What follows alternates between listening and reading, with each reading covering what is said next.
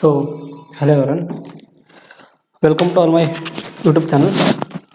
So, ನಾವು previous ಕ್ಲಾಸಲ್ಲಿ SSC GD and SSC MTS aptitude ಮತ್ತು ರೀಸನಿಂಗ್ದ ಏನು ಮಾಡ್ತೀವಿ, ಪ್ರೀವಿಯಸ್ ಇಯರ್ ಕ್ವಶನ್ ಪೇಪರ್ನ ಸಾಲ್ವ್ ಮಾಡ್ತಿದ್ವಿ. ಸೊ ಆಲ್ರೆಡಿ ನಾವು ಒಂದು ಕ್ಲಾಸ್ನ ಕಂಪ್ಲೀಟ್ ಮಾಡಿದ್ವಿ. Previous year practice set question ಪೇಪರ್ನ ಸೆಟ್ ಒಂದು ಕ್ಲಾಸ್ನ ಕಂಪ್ಲೀಟ್ ಮಾಡಿವಿ.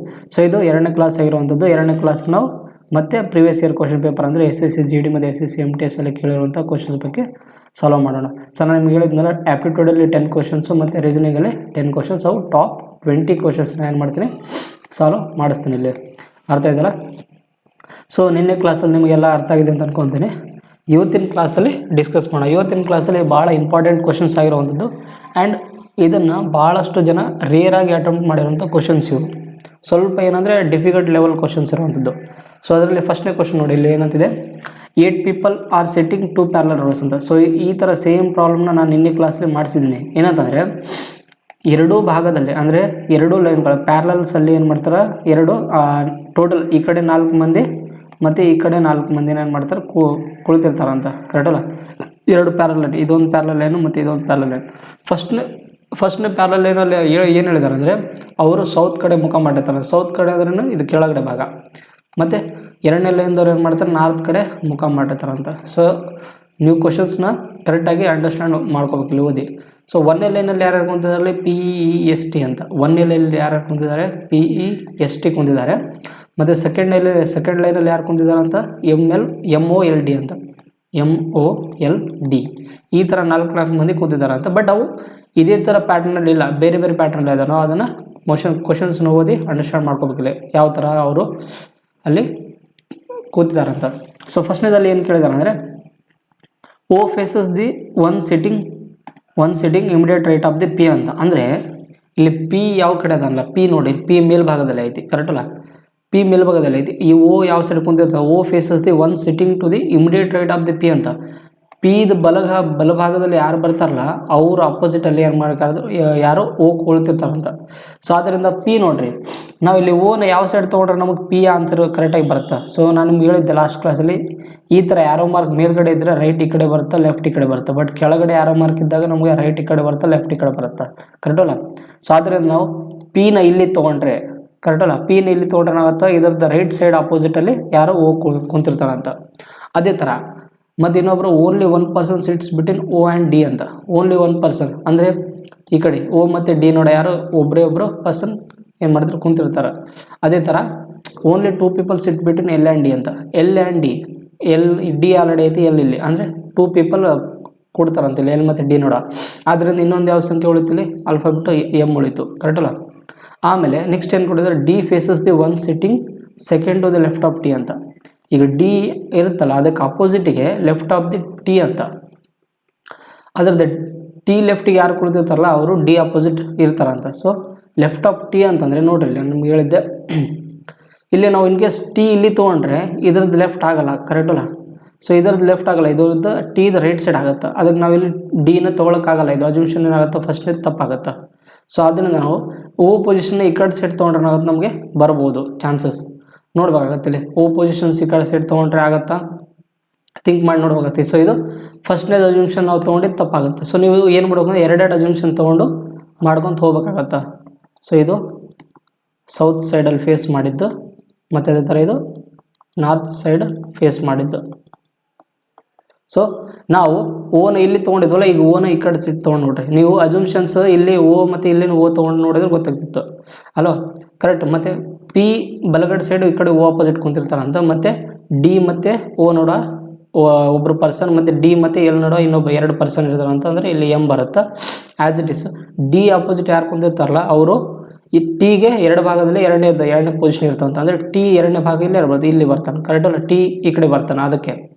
ಆಮೇಲೆ ನೆಕ್ಸ್ಟ್ ಏನಂತಂದ್ರೆ ಅಂದರೆ, ಈ sits some places to the right of the S ಅಂತ. ಎಸ್ಸಿಗೆ ಏನು, ಈ ಎಸ್ಸಿಗೆ ರೈಟ್ ಕಡೆ ಇರ್ತಾರಂತ. ಅಂದರೆ ನೋಡ್ರಿ, S ನಾವು ಇಲ್ಲಿ ತೊಗೊಂಡ್ರೆ ಎಸ್ದ ಬಲಭಾಗದಲ್ಲಿ ಯಾರು ಇರ್ತಾರೆ, E ಇರ್ತಾರಂತ.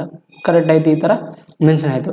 ಸೊ ಈ ಥರ ಆದಮೇಲೆ, which of the following represent both people sitting at the extreme ends of ಇರುವಂಥ. ಅಂದರೆ ಈ ಎರಡು ರೋಗಳಲ್ಲಿ ಎಂಡಲ್ಲಿ, ಎಕ್ಸ್ಟ್ರೀಮ್ ಎಂಡಲ್ಲಿ ಕುಳಿತವ್ರು ಯಾರ್ಯಾರು ನಾವು ನೋಡ್ಬೇಕಿಲ್ಲಿ.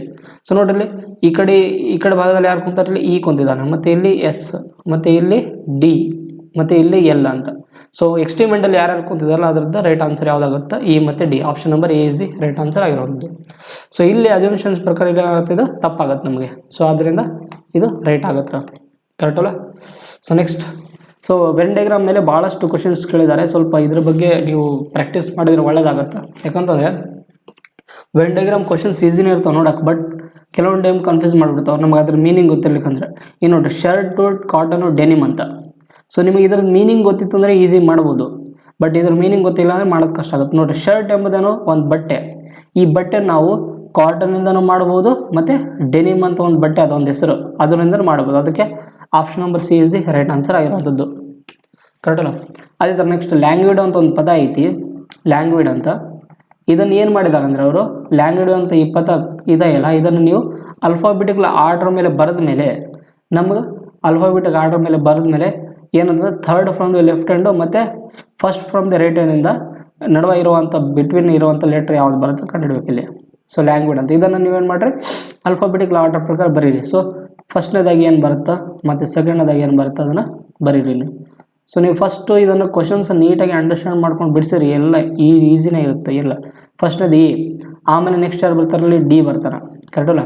ಆಮೇಲೆ ಜಿ, ಆಮೇಲೆ ಬರ್ತಾರೆ ಐ ಬರ್ತಾರೆ, ಆಮೇಲೆ ಎಲ್, ಆಮೇಲೆ ಎನ್, ಆಮೇಲೆ you.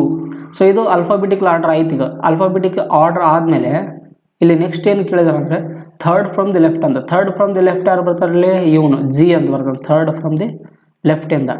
And first from the right hand ಅಂತ. First from the right hand ಯಾರು, first from the right hand ಯು. ಸೊ ಜಿ ಮತ್ತು ನೋಡ್ರಿ, ಜಿ ಮತ್ತು ಯು ನಡುವೆ ಯಾವ್ಯಾವ ಅಲ್ಫಾಬೆಟ್ ಬರ್ತಾವೆ, ಎಷ್ಟು ಅಲ್ಫಾಬೆಟ್ ಬರ್ತಾವೆ ಕಂಡುಹಿಡಬೇಕು ಇಲ್ಲಿ. ಸೊ ಆದ್ದರಿಂದ ಇಲ್ಲಿ ಏನಂತ ಕೇಳಿದಾರೆ ಇಲ್ಲಿ, and the one which is first from the right hand in the new letter cluster thus formed ಅಂತ. ಸೊ ಹೌ ಮನಿ ಲೆಟರ್ಸ್, ಇಲ್ಲಿ ಐತೆ ನೋಡಿ question, how many letters are there in the English alphabetical order ಅಂತ. ಅಂದರೆ G ಇಂದ ಯುಗೆ ಎಷ್ಟು alphabetical order ಬರ್ತಾವೆ ಕಂಡುಹಿಡಬೇಕು ಇಲ್ಲಿ. ಸೊ ಜಿ ಎಷ್ಟನೇ ಪೊಸಿಷನು, 7th ಪೊಸಿಷನು, ಮತ್ತು ಯು ಎಷ್ಟದ್ದು 21. ಸೊ ಇವೆರಡರಲ್ಲಿ ಮೈನಸ್ ಮಾಡಿರಿ ಎಷ್ಟಾಗುತ್ತೆ, 21ರಲ್ಲಿ 7 ತೆಗೆದ್ರೆ 14. But 14 is the right answer ಅಲ್ಲ, ಯಾಕಂದ್ರೆ ನಾವು ಇವು ಇದ್ರದ್ದು ಯಾವುದಾದ್ರೂ ಒಂದು ಪೊಸಿಷನ್ ನಾವು ಮೆನ್ಷನ್ ಮಾಡಿರ್ತೀವಿ. ಸೊ -1 ಮಾಡಿರಿ, ಅವಾಗ ಏನಾಗುತ್ತೆ ನಮಗೆ ಆನ್ಸರ್ ರೈಟ್ ಆಗುತ್ತೆ. 13 ಇಸ್ ದಿ ರೈಟ್ ಆನ್ಸರ್ ಆಗಿರುವಂಥದ್ದು. ಸೊ ಯಾವುದು option number A is the right answer ಆಗಿರೋದು. ಸೊ ನೀವು ಸಡನ್ಲಿ 14 ಬಂತು 14ನ ಟಿಕ್ ಮಾಡೋಕೆ ಹೋಗ್ಬೇಡ್ರಿ. ಇಲ್ಲ ಅಂತಂದ್ರೆ ನೀವು G7 ಐತಲ್ಲ, ಮತ್ತು ಅಲ್ಲಿಂದ ಎಣಿಸ್ಕೊಂತ ಹೋಗ್ಬಿಡ್ರಿ, HIJKLMNOPQRSTU. ಸೊ ನೀವು ಈ ಥರ ಎಣಿಸಿದ್ರು ಕೂಡ ಬರುತ್ತೆ. ಸೊ ನೆಕ್ಸ್ಟ್ ಅದೇ ಥರ ಸನ್ನು, ಫಾದರ್, ಬ್ರದರ್ ಅಂತ. ಸೊ ಸನ್, ಫಾದರ್, ಬ್ರದರ್ ನೋಡ್ರಿ, ಇಲ್ಲಿ ಸನ್ನು ಮತ್ತು ಬ್ರದರ್. ಈಗ ನೋಡ್ರಿ ಏನಂತಂದರೆ, ಈಗ ತಂದೆಗೆ ಸನ್ನು ಏನು ಮಾಡ್ತಾನೆ, ತಂದೆ ಒಳಗೆ ಬರ್ತಾನಿಲ್ಲ. ಈಗ ಇದು ಇವನು ಫಾದರಿಗೆ ಯಾರು ಎಲ್ಲ ಸನ್ಗಳು ಫಾದರ್ ಲೆಕ್ಕಕ್ಕೆ ಆಗ್ತಾರೆ, ಕರೆಕ್ಟ್ ಅಲ್ಲ. ಅಂದರೆ ಫಾದರ್ ಅಂತ ಬರ್ತಾರೆ. ಅದೇ ಥರ ಸನ್, ಈ ಫಾದರಿಗೆ ಸನ್ ಇದ್ದವರು ಅವರು ಬ್ರದರಿಗೂ ಏನಾಗ್ತಾರೆ, ಬ್ರದರ್ ಆಗೋ ಚಾನ್ಸಸ್ ಇರುತ್ತೆ. ಅದಕ್ಕೆ ಈ ಥರ ಆಪ್ಷನ್ ಕರೆಕ್ಟ್ ಆಗುತ್ತೆ. ಯಾವುದು option number C is the right answer ಆಗಿರೋದು. ಸೊ ಏನಿಲ್ಲ, ಈಸಿ ಇರುವಂಥದ್ದು, ಬಟ್ ನಮಗೆ ಕೆಲವೊಂದು ಟೈಮು ಅದ್ರದ್ದು ಮೀನಿಂಗ್ ಗೊತ್ತಿರಲಿಕ್ಕಂದ್ರೆ ಕಷ್ಟ ಆಗುತ್ತೆ. ಸೊ ನೆಕ್ಸ್ಟ್, ಸೊ ಇದು ಸಿಲೋಜಿಸಮ್ ಆಗಿರುವಂಥ, ಸಿಲೋಜಿಸಮ್ ಚಾಪ್ಟರ್ ಮೇಲೆ ಇರುವಂಥ ಕ್ವಶನ್ ಇದು. ಆಲ್ರೆಡಿ ನಾನು ಸಿಲೋಜಿಸಮ್ ಚಾಪ್ಟರ್ಲಿ ಡೀಟೇಲ್ ಆಗಿ ಎಕ್ಸ್ಪ್ಲೇನ್ ಮಾಡಿದ್ದೀನಿ, ಅದರ ಪ್ಲೇಲಿಸ್ಟ್ಗಳ ಮಾಡಿದ್ದೀನಿ. ಸೊ ನೀವು ಅಲ್ಲಿ ಹೋಗಿ ಒಂದ್ಸರಿ ವಿಸಿಟ್ ಮಾಡ್ಬೋದು ನಮ್ಮ ವೆಬ್ಸೈಟಲ್ಲಿ, ವೆಬ್ಸೈಟಲ್ಲ, ಯೂಟ್ಯೂಬ್ ಚಾನಲಲ್ಲಿ. ಸೊ ಏನಂತಿದೆ, ಫಸ್ಟ್ನೇದಾಗಿ ಆಲ್ ಕಲರ್ಸ್ ಆರ್ ರೆಡ್ ಅಂತ, ಮತ್ತು all colours are blacks, all colours are paints ಅಂತ. ಅವು ಕನ್ಕ್ಲೂಷನ್ ನಮಗೆ ಈ ಥರ ಇವೆಲ್ಲ ಮೇಲೇದು ಓದೋದು ಬೇಕಾಗಿಲ್ಲ. ನೀವು ಈ ಥರ ಓದಿ ಟೈಮ್ ವೇಸ್ಟ್ ಮಾಡೋದು ಅವಶ್ಯಕತೆ ಇಲ್ಲ. ಸೊ ನಮಗೇನು ಈ ಥರ ನೋಡಿದ ತಕ್ಷಣ ಗೊತ್ತಾಗಬೇಕು, ಇದು ಸಿಲೋಜಿಸಮ್ ಕ್ವಶನ್ ಅಂತ. ಸೊ ಸಿಲೋಜಿಸಮ್ ಕ್ವಶನ್ ಅಂದರೆ ಸ್ಟೇಟ್ಮೆಂಟ್ ಕೊಟ್ಟಿರ್ತಾರೆ ಮತ್ತು ಕನ್ಕ್ಲೂಷನ್ ಕೊಟ್ಟಿರ್ತಾರೆ. ಈ ಸ್ಟೇಟ್ಮೆಂಟ್ ತಕ್ಕಂತೆ ಯಾವ್ದು ಕನ್ಕ್ಲೂಷನ್ ಕರೆಕ್ಟ್ ಆಗುತ್ತೆ ಅಂತ ಅವರು ಇದನ್ನೇ ಇಲ್ಲಿ ಲೈನ್ಗಳಲ್ಲಿ ಕೊಟ್ಟಿರ್ತಾರೆ. ನಾವು ಅದನ್ನು ಓದ್ಕೊಂಡು ಟೈಮ್ ವೇಸ್ಟ್ ಮಾಡೋದು ಬೇಕಾಗಿಲ್ಲ. ನಮಗೆ ಸಡನ್ಲಿ ನೋಡಿದ ತಕ್ಷಣ ಗೊತ್ತಾಗಬೇಕು ಇದು ಯಾವುದ್ರದ್ದು ಕ್ವಶನ್ ಅಂತ. ಸೊ ಸ್ಟೇಟ್ಮೆಂಟಲ್ಲಿ ಏನು ಕೇಳಿದಾರೆ ಅಂದರೆ, ಬೇಕಾದ್ರೆ ನೆಕ್ಸ್ಟ್ ಪೇಜಲ್ಲಿ ತೋರಿಸ್ತೀನಿ ನೋಡಿರಿ, ಆಲ್ ಕಲರ್ಸ್ ಆರ್ ರೆಡ್ ಅಂತ. All colours are red. So ಇದು colour, all colours are red, all colours are red. ಮತ್ತು ಬೇರೆ ಪೆನ್ ತೊಗೊತೀನಿ ನೋಡ್ರಿ, all colours are red. Next ಏನು ಹೇಳಿದ್ದಾರೆ, ಆಲ್ ಕಲರ್ಸ್ ಆರ್ ಬ್ಲ್ಯಾಕ್ಸ್ ಅಂತ. ಅಂದರೆ ಎಲ್ಲ ಕಲರ್ಗಳು ಕೂಡ ಬ್ಲ್ಯಾಕ್ ಇದ್ದಾವೆ ಅಂತ, ಎಲ್ಲ ಕಲರ್ ಕೂಡ ಬ್ಲ್ಯಾಕ್ ಇದ್ದಾವೆ. ಅದೇ ಥರ ನೆಕ್ಸ್ಟ್ ಏನಿದೆ, ಆಲ್ ಕಲರ್ಸ್ ಆರ್ ಪೇಂಟ್ಸ್ ಅಂತ, ಮತ್ತು ಆಲ್ ಕಲರ್ಸ್ ಆರ್ ಪೇಂಟ್ಸ್, ಎಲ್ಲ ಕಲರ್ ಕೂಡ ಪೇಂಟ್ಗಳು ಅದಾವಂತ. ಪೇಂಟ್ ಅಂದರೆ ಈ ಕಲರ್ ಎಂಬುದು 3ರಲ್ಲಿ ಒಳಪಟ್ಟೈತಿ. ಸೊ ಇದೇನಿದು ಬ್ಲ್ಯಾಕ್, ಕರೆಕ್ಟ್ ಅಲ್ಲ. ಈ ಕಲರ್ ಎಂಬುದು ಬ್ಲ್ಯಾಕ್ ಕಲರ್ನೂ ಐತಿ, ಪೇಂಟ್ ಒಳಗೂ ಐತಿ ಮತ್ತು ರೆಡ್ ಒಳಗೂ ಐತಿ. ಆದ್ದರಿಂದ ಯಾವುದು ಕನ್ಕ್ಲೂಷನ್ ಕರೆಕ್ಟ್ ಆಗುತ್ತೆ ನಾವು ಕಂಡುಹಿಡಬೇಕಿಲ್ಲಿ. ಸೊ ನೋಡ್ರಿ, ಆಲ್ ರೆಡ್ಸ್ ಆರ್ ಪೇಂಟ್ಸ್, ಎಲ್ಲ ರೆಡ್ ಪೇಂಟ್ ಒಳಗೆ ಬರೋಕ್ಕೆ ಚಾನ್ಸ್ ಇಲ್ಲ. ಯಾಕಂತಂದರೆ ಎಲ್ಲ ರೆಡ್ಗಳು ಪೇಂಟ್ ಆಗಿ ಚಾನ್ಸ್ ಇಲ್ಲ. ಕರೆಕ್ಟ್ ಅಲ್ಲ. ಸೊ ನೋಡ್ರಿ, ಇಲ್ಲಿ ರೆಡ್ಡಿಂದು ಭಾಗ ಆ ಕಡೆ ಐತಿ, ಪೇಂಟಿಂದ ಭಾಗ ಈ ಕಡೆ ಐತಿ. ಸೊ ಎಲ್ಲ ರೆಡ್ಗಳು ಪೇಂಟ್ ಒಳಗೆ ಬರೋಕ್ಕಾಗಲ್ಲ. ಸೊ ಫಸ್ಟ್ನೇ ತಪ್ಪೈತೆ, ಸಮ್ ಪೇಂಟ್ಸ್ ಆರ್ ಬ್ಲ್ಯಾಕ್ಸ್ ಅಂತ. ಸಮ್ ಪೇಂಟ್ ಒಳಗೆ ಬ್ಲ್ಯಾಕ್ ಆದಾವಿಲ್ಲ, ಅಂದರೆ ಅರ್ಧ ಪೇಂಟು ಅರ್ಧ ಇದು ಬ್ಲ್ಯಾಕು ಎರಡು ಮಿಕ್ಸ್ ಆಗೈತಿ. ಸೊ ಅದಕ್ಕೆ ಸೆಕೆಂಡ್ ಆಪ್ಷನ್ ಕರೆಕ್ಟ್ ಆಗಿರುವಂಥದ್ದು. Second option is the right answer.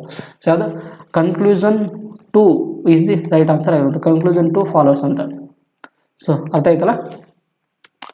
So next ಅದೇ ಥರ ಇನ್ನೊಂದು ನೋಡ್ರಿ, ಇದು ನಂಬರ್ ಸೀರೀಸ್ ಆಗಿರುವಂಥದ್ದು. ಸೊ ನಂಬರ್ ಸೀರೀಸ್ ಕೂಡ ನಾನು ಆಲ್ಮೋಸ್ಟ್ ಡೀಟೇಲ್ ಆಗಿ ಮಾಡಿದ್ದೀನಿ.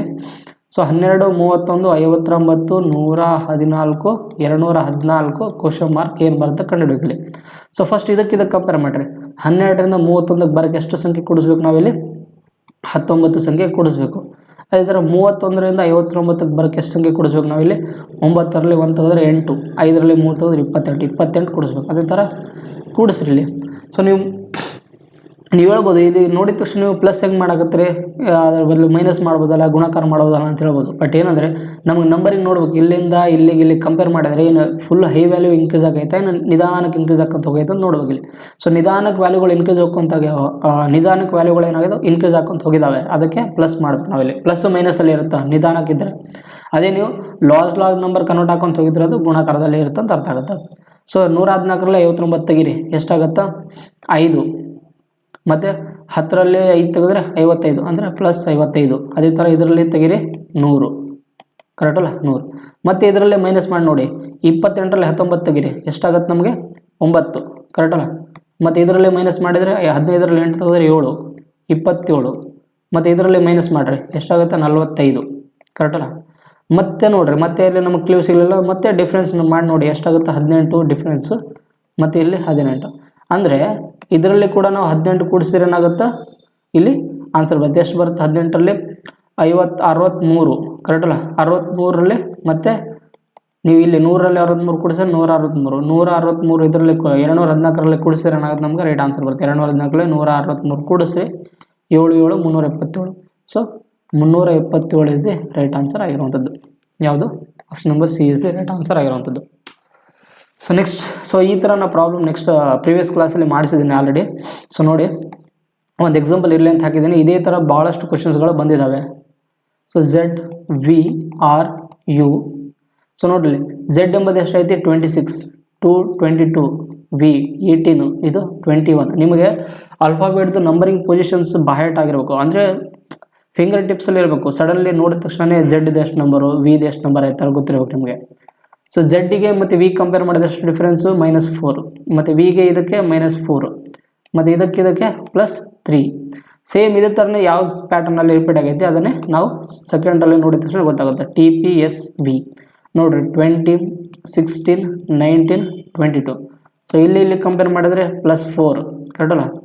ಇಲ್ಲಿಗೆ ಕಂಪೇರ್ ಮಾಡಿದರೆ +3, ಮತ್ತು ಇಲ್ಲಿಗೆ ಕಂಪೇರ್ ಮಾಡಿದರೆ ಇಲ್ಲಿ 3 ಅಂತ ಬರುತ್ತೆ. ಸೊ ಈ ಥರ ಆಗುತ್ತಲ್ಲ, ನೋಡಬೇಕಿಲ್ಲ ನಾವು. ನೋಡ್ರಿ, ಆಲ್ರೆಡಿ ನಮಗೆ ಇಲ್ಲಿ +4, ಇಲ್ಲಿ -4 ಸೀರೀಸ್ ಬಂದೈತಿ, ಇಲ್ಲಿ +4 +3 ಸೀರೀಸ್ ಬಂದೈತಿ. ಸೊ ಒಂದು ನಿಮಿಷ, ಇಲ್ಲೆಲ್ಲೋ ತಪ್ಪಾಗೈತೆ. T20, ಸಾರಿ, ಇಲ್ಲಿ -4 ಆಗ್ತದೆ. ನಾನು ಹೇಳ್ತಿದ್ದೀನಿ ಎಲ್ಲೋ ಮಿಸ್ಟೇಕ್ ಆಗಿರ್ಬೇಕಂತ. ಸೊ ಇದು -4. ಸೊ ನೋಡ್ರಿ, ಕಂಪೇರ್ ಮಾಡಿದರೆ ಇಲ್ಲಿ -4 ಬಂದೈತಿ, ಇಲ್ಲಿನೂ ಕೂಡ -4 ಬಂದೈತಿ.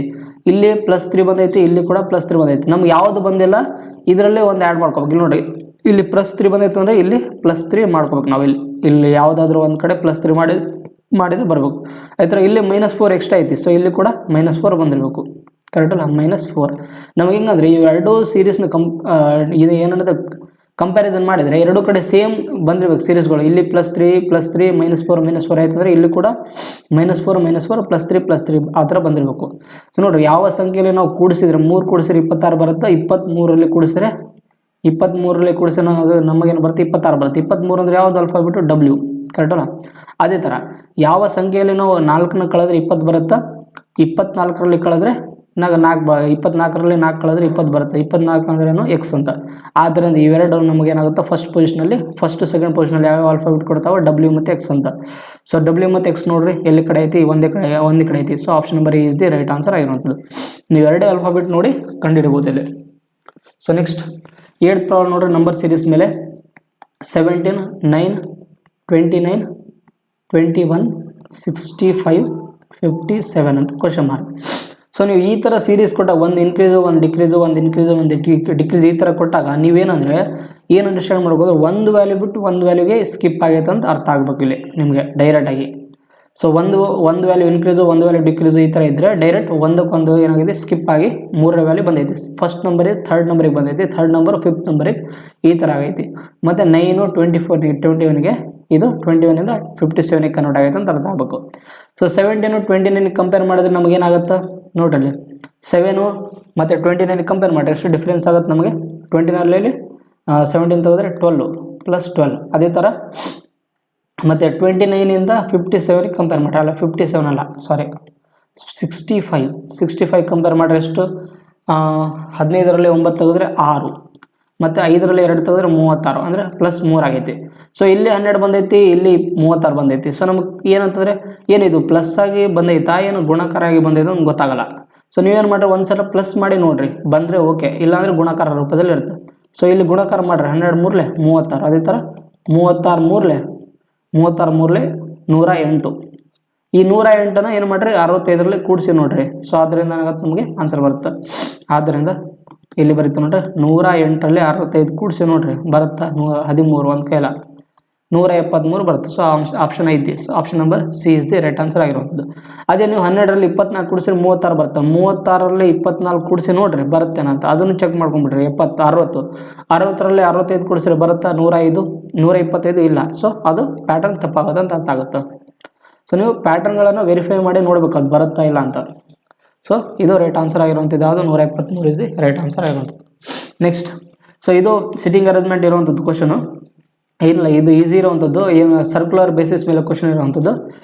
ಸೊ 7 ಜನ ಏನು ಮಾಡ್ತಾರೆ, ಒಂದು ಸರ್ಕ್ಯುಲರ್ ಬೆಂಚ್ ಮೇಲೆ ಕುಂತಿರ್ತಾರೆ. So sitting around a circular table ಅಂತ, facing the centre of the table ಅಂತ. ಅಂದರೆ 7 ಜನ ಏನು ಮಾಡ್ತಾರೆ, ಅವರು ಒಳಗಡೆ ಮುಖ ಮಾಡಿ ಕುಂತಿರ್ತಾರಂತ ಟೇಬಲ್ಗೆ.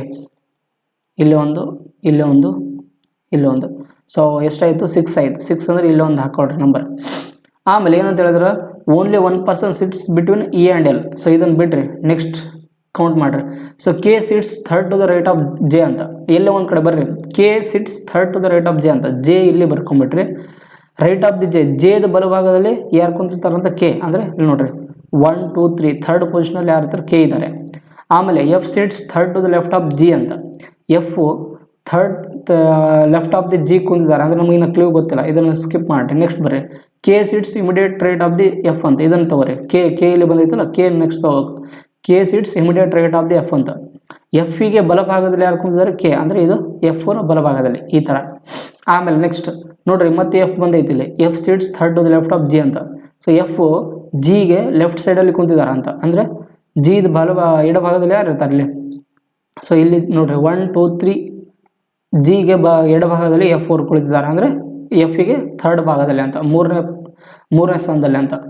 ಮತ್ತು ನೆಕ್ಸ್ಟ್ ಏನಿದೆ ನೋಡ್ರಿ ಇಲ್ಲಿ, next H is not an immediate neighbour of the F ಅಂತ. ಹೆಚ್ಚು ಇಲ್ಲಿ ಬರಲ್ಲ ಅಂತ. ಓಕೆ, ಹೆಚ್ಚನ್ನು ಇಲ್ಲಿ ಕ್ಯಾನ್ಸಲ್ ಮಾಡಿಬಿಟ್ರಿ, ಬರಲ್ಲ ಇಲ್ಲಿ. ಮತ್ತು ಇ ಆ್ಯಂಡ್ ಎಲ್ಗೆ ನೋಡುವ ಒಬ್ಬರು ಕೂತಿದಾರಂತ. E and L when counted from the L ಅಂತ. ಎಲ್ ಇಲ್ಲಿ ಬಂದೈತಾ, ಬಂದಿಲ್ಲ ಇನ್ನು. ಓಕೆ, ಸೊ ಇ ಮತ್ತು ಎಲ್ ನೋಡ್ರಿ, ಇಲ್ಲಿ ಇ ಮತ್ತು ಇಲ್ಲಿ ತೊಗೋಬೋದು, ಇಲ್ಲಾಂದರೆ ಇಲ್ಲಿ ಮತ್ತು ಇಲ್ಲಿ ತೊಗೋಬೋದು, ಯಾವುದಾದ್ರೂ ಒಂದು ಕಡೆ ತೊಗೋಬೇಕತ್ತ. ಬಟ್ ನಮಗೇನು ಹೇಳಿದ್ರೆ ಇಲ್ಲಿ ಎಲ್ ಬರಲ್ಲ ಅಂತ. ಸೊ ಹೆಚ್ಚು ಬರಲ್ಲ ಅಂತ. ಹೆಚ್ಚು ಬರಲ್ಲ ಅಂದರೆ ಹೆಚ್ಚನ್ನು ಈ ಕಡೆ ತೊಗೊಂಡ್ಬಿಡ್ರಿ. ಹೆಚ್ಚನ್ನು ಇಲ್ಲಿ ತೊಗೊಂಡ್ರೆ ನಮಗೇನಾಗುತ್ತೆ, ಇನ ಇಲ್ಲಿ ತೊಗೊಂಡ್ರೆ ಇಲ್ಲಿ ಎಲ್ ತೊಗೋಕ್ಕಾಗಲ್ಲ. ಅಂದರೆ ಹೆಚ್ಚನ್ನು ಈ ಕಡೆ ತೊಗೊಂಡ್ಬಿಡ್ರಿ, ಆವಾಗ ನಮಗೇನಾಗುತ್ತೆ ಎಲ್ಲು ಮತ್ತು ಇ ಬರುತ್ತೆ. ಬಟ್ ಎಲ್ಲನ ಏನದು only 1 person sits between E and L when counted from the left of the L ಅಂತ. ಎಲ್ಲನ್ನು ಲೆಫ್ಟ್ ಸೈಡಿಂದ ನಾವು ಕ್ಯಾಲ್ಕುಲೇಟ್ ಮಾಡಿದ್ರೆ ಏನಾಗುತ್ತೆ, ಅವರು ನೋಡುವ ಒಬ್ಬರೇ ಕುಳಿತಿದ್ದಾರೆ. ಅಂದರೆ ಎಲ್ಲನೂ ಈ ಕಡೆ ತೊಗೊಬೇಕು ನಾವು, ಎಫ್ಟಿಂದ. ಕರೆಕ್ಟ್ ಅಲ್ಲ. ಸೊ ಇದನ್ನು ಹೆಚ್ಚನ್ನು ಎಳಿಸ್ಬಿಟ್ರಿ ಇದನ್ನು. ಸೊ ಹೆಚ್ ಹೋಯ್ತು, ಕರೆಕ್ಟ್ ಅಲ್ಲ. ಲೆಫ್ಟ್ ಆಫ್ ದಿ ಎಲ್ಲಿಂದ ಯಾರು ಒಬ್ಬರು ಪರ್ಸನ್ ಕೂತಿದ್ದಾರೆ, ಎಲ್ಲೋ ಮತ್ತು ಈ ನೋಡ. ಸೊ ಎಲ್ಲ ಇದಾಯಿತು. ನಾವು ಸ್ಥಾನದಲ್ಲಿ ಕೂರಿಸಿದ ಮೇಲೆ ಏನಂತಿದೆ, how many people sit between H and L. H ಮತ್ತು ಎಲ್ ನಡುವೆ ಎಷ್ಟು ಜನ ಇದ್ದಾರೆ when counted from the right of the H ಅಂತ. ರೈಟ್ ಆಫ್ ದಿ ಹೆಚ್ಚಿಂದ ಅಂದರೆ ಈ ಕಡೆಯಿಂದ ಎಲ್ ತನಕ ಎಷ್ಟು ಜನ ಕುಳಿತಿದ್ದಾರೆ ಅಂದರೆ 3 ಜನ. ಸೊ ಆಪ್ಷನ್ ನಂಬರ್ ಯಾವುದು? 3 is the right answer. D is the right answer ಆಗಿರುವಂಥ option number D. So last problem ಆಗಿರುವಂಥದ್ದು ರೀಸನಿಂಗ್ ಕ್ವಶನ್ಸಲ್ಲಿ JR/ZQದು ವ್ಯಾಲ್ಯೂ 74 ಕೊಟ್ಟಾಗ LOBTದು 118 ಕೊಟ್ಟಾಗ XGCFದು ಏನು ಬರುತ್ತೆ ಕಂಡುಹಿಡಬೇಕು ಇಲ್ಲಿ. ಸೊ ಫಸ್ಟ್ನೇದಾಗಿ ನಮಗೆ JR/ZQದು ನೋಡ್ರಿ ಏನೇನು ಬರುತ್ತೆ. ಸೊ ನೀವು ಫಸ್ಟ್ನೇದಾಗಿ ಏನು ಮಾಡ್ರಿ ಅಂದರೆ ಅದರದ್ದು ಆಲ್ಫಾಬೆಟ್ ವ್ಯಾಲ್ಯೂಗಳನ್ನ ಹಾಕಿ ಅದು ಪ್ಲಸ್ ಮಾಡಿ ನೋಡ್ರಿ 74 ಬರುತ್ತೆ ಅಂತ. ಬಂತು ಓಕೆ, ಬರಲಿಲ್ಲ ಅಂದರೆ ನಮಗೆ ಬೇರೆ ಪ್ಯಾಟರ್ನ ಯೂಸ್ ಮಾಡಬೇಕಿಲ್ಲಿ. Jದೇನು 10, Rದೇನು 18, Zದೇನು 26, Qದೇನು 17. ಸೊ ಕೂಡಿಸಿ ನೋಡ್ರಿ 28 ಮತ್ತು ಇಲ್ಲಿ ಪ್ಲಸ್ಸು ಇಲ್ಲಿ ಪ್ಲಸ್ ಬರೆದು ಬಿಡ್ತೀನಿ. ಹಾಂ, ಸೊ ಎಲ್ಲ ಕೂಡಿದ್ರೆ ಎಷ್ಟು ಬರುತ್ತೆ ನೋಡಿರಿ, ಕೂಡಿಸ್ರಿ ಒಂದ್ಸಲ. 28 ಪ್ಲಸ್ 26 ಅಂದರೆ 54. 54ರಲ್ಲಿ 17 ಕೂಡಿಸಿದ್ರೆ ಎಷ್ಟಾಗುತ್ತೆ ನಮಗೆ? 71 ಆಗುತ್ತೆ. ಸೊ ಇದು ಬರಲ್ಲ, 74 ಬೇಕು ನಮಗೆ. ಸೊ ಕೂಡಿಸಿದ್ರೆ ಬರುತ್ತೆ 54 ಪ್ಲಸ್ 17 71 ಬರಲ್ಲ. ಓಕೆ, ಇದು ಬರಲಿಲ್ಲ. ನೆಕ್ಸ್ಟ್ ಅದರ ರಿವರ್ಸ್ ತೊಗೊಂಡು ನೋಡ್ರಿ ಒಂದ್ಸರಿ, JR/ZQ. ಸೊ ರಿವರ್ಸ್ ಅಂದ್ರೆ ಆಪೋಸಿಟ್ ಲೆಟರ್ದು ನಂಬರಿಂಗ್ ತೊಗೊಂಡು ನೋಡ್ರಿ. ಜೆ ಜಾಗದಾಗ ನಮಗೆ ಜೆ's ಆಪೋಸಿಟ್ ಯಾವುದು? ಕ್ಯೂದ ನಂಬರಿಂಗ್ ಏನೈತಿ? 17 ಪ್ಲಸ್ ಆರ್ದ ಅಪೋಸಿಟ್ ಯಾವುದು? ಐ ಅಂತ. ಐದು ನಂಬರಿಂಗ್ ಏನು? 9 ಪ್ಲಸ್ ಜೆಡ್ದ ಅಪೋಸಿಟ್ ಯಾವುದು? ಎದು ನಂಬರಿಂಗ್ 1 ಪ್ಲಸ್ ಕ್ಯೂದ ಅಪೋಸಿಟ್ ಯಾವುದು? ಜೆದ ನಂಬರಿಂಗ್ 10. ಕೂಡಿಸಿ ನೋಡ್ರಿ 17 ಪ್ಲಸ್ 9 26, 27 ಪ್ಲಸ್ 10 37 ಎರಡಲೇ ಮಾಡಿರಿ 74 ಬರುತ್ತಾ? 74 ಬರುತ್ತೆ. ಸೊ ನಮಗೇನು ಅರ್ಥ ಆಗುತ್ತೆ ಅಂದರೆ ಅದ್ರದ್ದು ಕೊಟ್ಟಿರುವಂಥ ಅಲ್ಫಾಬೆಟ್ದು ಅಪೋಸಿಟ್ ಸೀರೀಸ್ ತೊಗೊಂಡು ನಮಗೆ ಅದು ಗುಣಕಾರ 2ರಿಂದ ಮಾಡಿದ್ರೆ ಬರುತ್ತೆ. ಸೊ ಅದರಿಂದ ಅದೇ ಥರ ಮಾಡಿ ನೋಡ್ರಿ, XGCF ಅಂತ. ಸೊ ಎಫ್ದು ನಮಗೆ ಅಪೋಸಿಟ್ ಏನಾಗುತ್ತೆ? ಸೊ ಎಫ್ದು ಕ್ರ್ಯಾಕ್ಸ್ ಅಂತಂದರೆ ಸಿದೇನು ನಂಬರ್ 3 ಪ್ಲಸ್ ಜಿದು GT ಅಂದರೆ 20 plus cracks same 24. So 24 FU ಅಂತಂದರೆ 21. ಸೊ ಕೂಡಿಸ್ರಿ 23 ಪ್ಲಸ್ 24 47 ಪ್ಲಸ್ 21 47 ಪ್ಲಸ್ 21 ಎಷ್ಟಾಗುತ್ತೆ? 68 ಇಂಟು 2 ಮಾಡಿ ನೋಡ್ರಿ. 2 ಎಂಟ್ಲೆ 16 ಅಲ್ಲ, 2 ಎಂಟ್ಲೆ 16 ಅಂತ 2 12 13 ಅಂದರೆ 136 ಇಸ್ ದ ರೈಟ್ ಆನ್ಸರ್ ಆಗಿರುತ್ತೆ. ಅದು option number B is the right answer ಆಗಿರುವಂಥದ್ದು. ಸೊ ಅರ್ಥ ಆಯ್ತಲ್ಲ. ನಾವು ಕೆಲವೊಂದು ಟೈಮ್ ಇಂಥ ಅಲ್ಫಾಬೆಟ್ದು ನಂಬರಿಂಗ್ ಅಂದರೆ ಈ ಥರ ಕೋಡಿಂಗ್ ರಿಲೇಟೆಡ್ ಕೊಟ್ಟಾಗ ಫಸ್ಟು ಸೀರಿಯಲ್ ವೈಸ್ ನಂಬರ್ ತೊಗೊಂಡು ನೋಡ್ರಿ. ಇನ್ ಕೇಸ್ ಬಂತು ಓಕೆ, ಬರಲಿಲ್ಲ ಅಂದರೆ ಮತ್ತೆ ಅದರ ಆಪೋಸಿಟ್ ಸೀರೀಸ್ ತೊಗೊಂಡು ನೋಡಿದ್ರೆ ಆನ್ಸರ್ ಬರುತ್ತೆ. ಸೊ ಇಷ್ಟು ರೀಸನಿಂಗ್ ಕ್ವಶನ್ಸ್ ಇದು. ಆಮೇಲೆ ಆಪ್ಟಿಟ್ಯೂಡ್ ಕ್ವಶನ್ಸ್ ನೋಡ್ರಿ.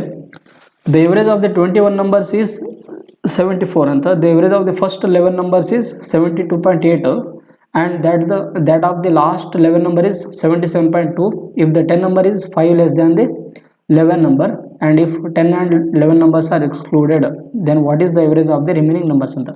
ಸೊ ನಮ್ಗೆ ಏನು ಕೊಟ್ಟಿದ್ದಾನೆ ಅಂದರೆ ಒಂದು 21 ಸಂಖ್ಯೆದ ಎವರೇಜ್ ಕೊಟ್ಟಿದ್ದಾನೆ. ಇಲ್ಲಿ 21 ಸಂಖ್ಯೆದ ಎವರೇಜ್ ಎಷ್ಟು ಐತಿ? 74 ಐತಿ.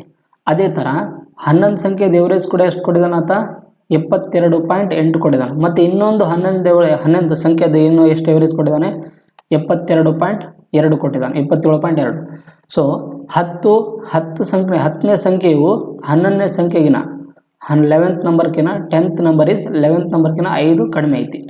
ಸೊ ಈ ಥರ ನಮಗೆ ಕೊಟ್ಟಿದ ಮೇಲೆ ಟೋಟಲ್ ಎವರೇಜ್ ಎಷ್ಟು ಬರುತ್ತೆ? ಮತ್ತು 10ನೇ ನಂಬರ್ ಮತ್ತು 11ನೇ ನಂಬರ್ ಆ ಎವರೇಜಲ್ಲಿ ಏನು ಮಾಡ್ತಾರೆ? ಕಳೆದಿರ್ತಾರಂತ. ಅವಾಗ ನಮಗೆ ಏನು ಬರುತ್ತೆ? ರಿಮೈನಿಂಗ್ ನಂಬರ್ದು ಏನು ಬರುತ್ತೆ ಕಂಡಿರ್ಬೇಕಿಲ್ಲಿ. ಸೊ ಫಸ್ಟ್ನೇದಾಗಿ ನೀವೇನು ಮಾಡ್ರಿ ಅಂದರೆ ನಮಗೆ ಕೊಟ್ಟಿರುವಂಥ ಸಂಖ್ಯೆಗಳದ್ದು ಡೇಟಾ ಮತ್ತು ಅವ್ರದ್ದು ಎವರೇಜ್ಗಳನ್ನ ಬರ್ಕೊಂತ ಹೋಗ್ರಿ. ನಿಮ್ಗೆ ಅವಾಗ ಏನಾಗುತ್ತೆ? ಈಸಿಯಾಗಿ ಬರುತ್ತಿಲ್ಲ. ಸೊ ಫಸ್ಟ್ನೇದಾಗಿ ನಮ್ಗೆ ಇಲ್ಲಿ ಏನು ಕೊಟ್ಟಿದ್ದಾರೆ ಅಂದರೆ ಇಲ್ಲಿ ನಂಬರ್ ಎಷ್ಟು ನಂಬರ್ ಇದು? ಡಾಟಾ. ಇಲ್ಲಾಂತಂದರೆ ಡಾಟಾ ಅಂತ ಬರೀಲಿ. So data. ಅದೇ ಥರ ಇದು ಎವರೇಜ್. ಸೊ 11 ನಂಬರ್ದು ಡಾಟಾ ಎಷ್ಟಿತ್ತು? 11 ಡಾಟಾದ ಎವರೇಜ್ ಎಷ್ಟಿತ್ತು? 72.8. ಅದರ ನೆಕ್ಸ್ಟ್ 11 ಡಾಟಾದ ಎಷ್ಟಿತ್ತು ಎವರೇಜು? 77.2 ಇತ್ತು. ಆಮೇಲೆ 10th ನಂಬರ್ ಮತ್ತು 11th ನಂಬರ್. ಸೊ ನಾನು 11th ನಂಬರ್ನ ಒಂದು ಎಕ್ಸ್ ಅಂತ ತೊಗೊಂಡ್ರೆ 11th ನಂಬರ್ನ ನಾನು ಎಕ್ಸ್ ಅಂತ ತೊಗೊಂಡ್ರೆ ಅವಾಗ 10th ನಂಬರ್ ಏನಾಗುತ್ತೆ? ನಮಗೆ ಎಕ್ಸ್ ಮೈನಸ್ 5 ಆಗುತ್ತೆ. ಮತ್ತು 11th ನಂಬರ್ ಏನಾಗುತ್ತೆ? ಎಕ್ಸ್ ಆಗುತ್ತೆ. ಕರೆಕ್ಟಲ್ಲ? ಈ ಥರ ಆಗುತ್ತೆ. ಸೊ ನಮಗೆ ಈಗ ಟೋಟಲ್ 21 ಸಂಖ್ಯೆಗಳದ್ದು ಎಷ್ಟೈತಿ ನಮಗೆ? ಇದು ಎವರೇಜು 74 ಐತಿ. ಕರೆಕ್ಟಲ್ಲ? 74. ಸೊ ಟೋಟಲ್ 21 ಸಂಖ್ಯೆದು ಎವರೇಜ್ 74 ಐತಿ, ನಮಗೆ 11 ಸಂಖ್ಯೆದು 72.8 ಮತ್ತು ಇನ್ನೊಂದು 11 ಸಂಖ್ಯೆದು 77.2 ಐತಿ. ಸೊ ಆದಮೇಲೆ ನಮ್ಮ ಉಳ್ಕಿದ ನಂಬರ್ ಈ 10th ಮತ್ತು 11th ನಾವು ಮೈನಸ್ ಮಾಡಿದ್ಮೇಲೆ ನಮ್ಮ ಉಳ್ಕಿದ ನಂಬರ್ದು ಏನು ಬರುತ್ತೆ ಎವರೇಜ್ ಕಂಡುಹಿಡಿಬೇಕು ಇಲ್ಲಿ, ಕರೆಕ್ಟಲ್ಲ.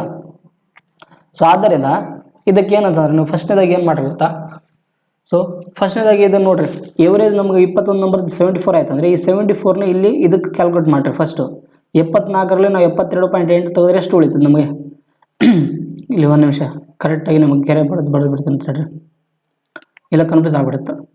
ಸೊ ಇಲ್ಲಿ ಸೊ ನಮಗೆ 21 ನಂಬರ್ದು ಎವರೇಜ್ ಎಷ್ಟು ಐತಿ 74 ಐತಿ. ಈ 74 ಇದರಲ್ಲಿ 72.8 ತೆಗೀರಿ, ಮೈನಸ್ 74ರಲ್ಲಿ 72.8 ತೆಗೀರಿ, ಅವಾಗ ನಮಗೇನು ಸಿಗುತ್ತೆ 1.2 ಸಿಗುತ್ತೆ. ಈ 1.2ನ ಎಷ್ಟು ಮೈನಸಲ್ಲಿ ಬರುತ್ತೆ, ಯಾಕಂದರೆ 74 ಲಾರ್ಜ್ ನಂಬರ್ ಐತಿ. ಸೊ ಎಷ್ಟು -7.2 ಉಳಿತು. ಆಮೇಲೆ ಐತರನೇ ಈ 74ರಲ್ಲಿ 77.2ನ ಮೈನಸ್ ಮಾಡಿದ್ರೆ ನಮಗೆ ಆಗುತ್ತೆ ಪ್ಲಸ್ ಎಷ್ಟು ಉಳಿತದೆ ನಮಗೆ ಇಲ್ಲಿ 3.8. 77.2 ಅಲ್ಲಿ 74 ತೆಗೀರಿ, ಸೊ 3.8 ಉಳಿತದೆ, 3.8. ಸೊ 3.8 ಉಳಿತಲ್ಲ ನೋಡಿರಿ, ಇದಕ್ಕೆ ಗುಣಾಕಾರ ಮಾಡಿರಿ 11 ಮತ್ತು 1.72 ಗುಣಾಕಾರ ಮಾಡಿರಿ. ನೆಕ್ಸ್ಟ್ ಪೇಜಲ್ಲಿ ತೋರಿಸ್ತೀನಿ ನೋಡಿರಿ.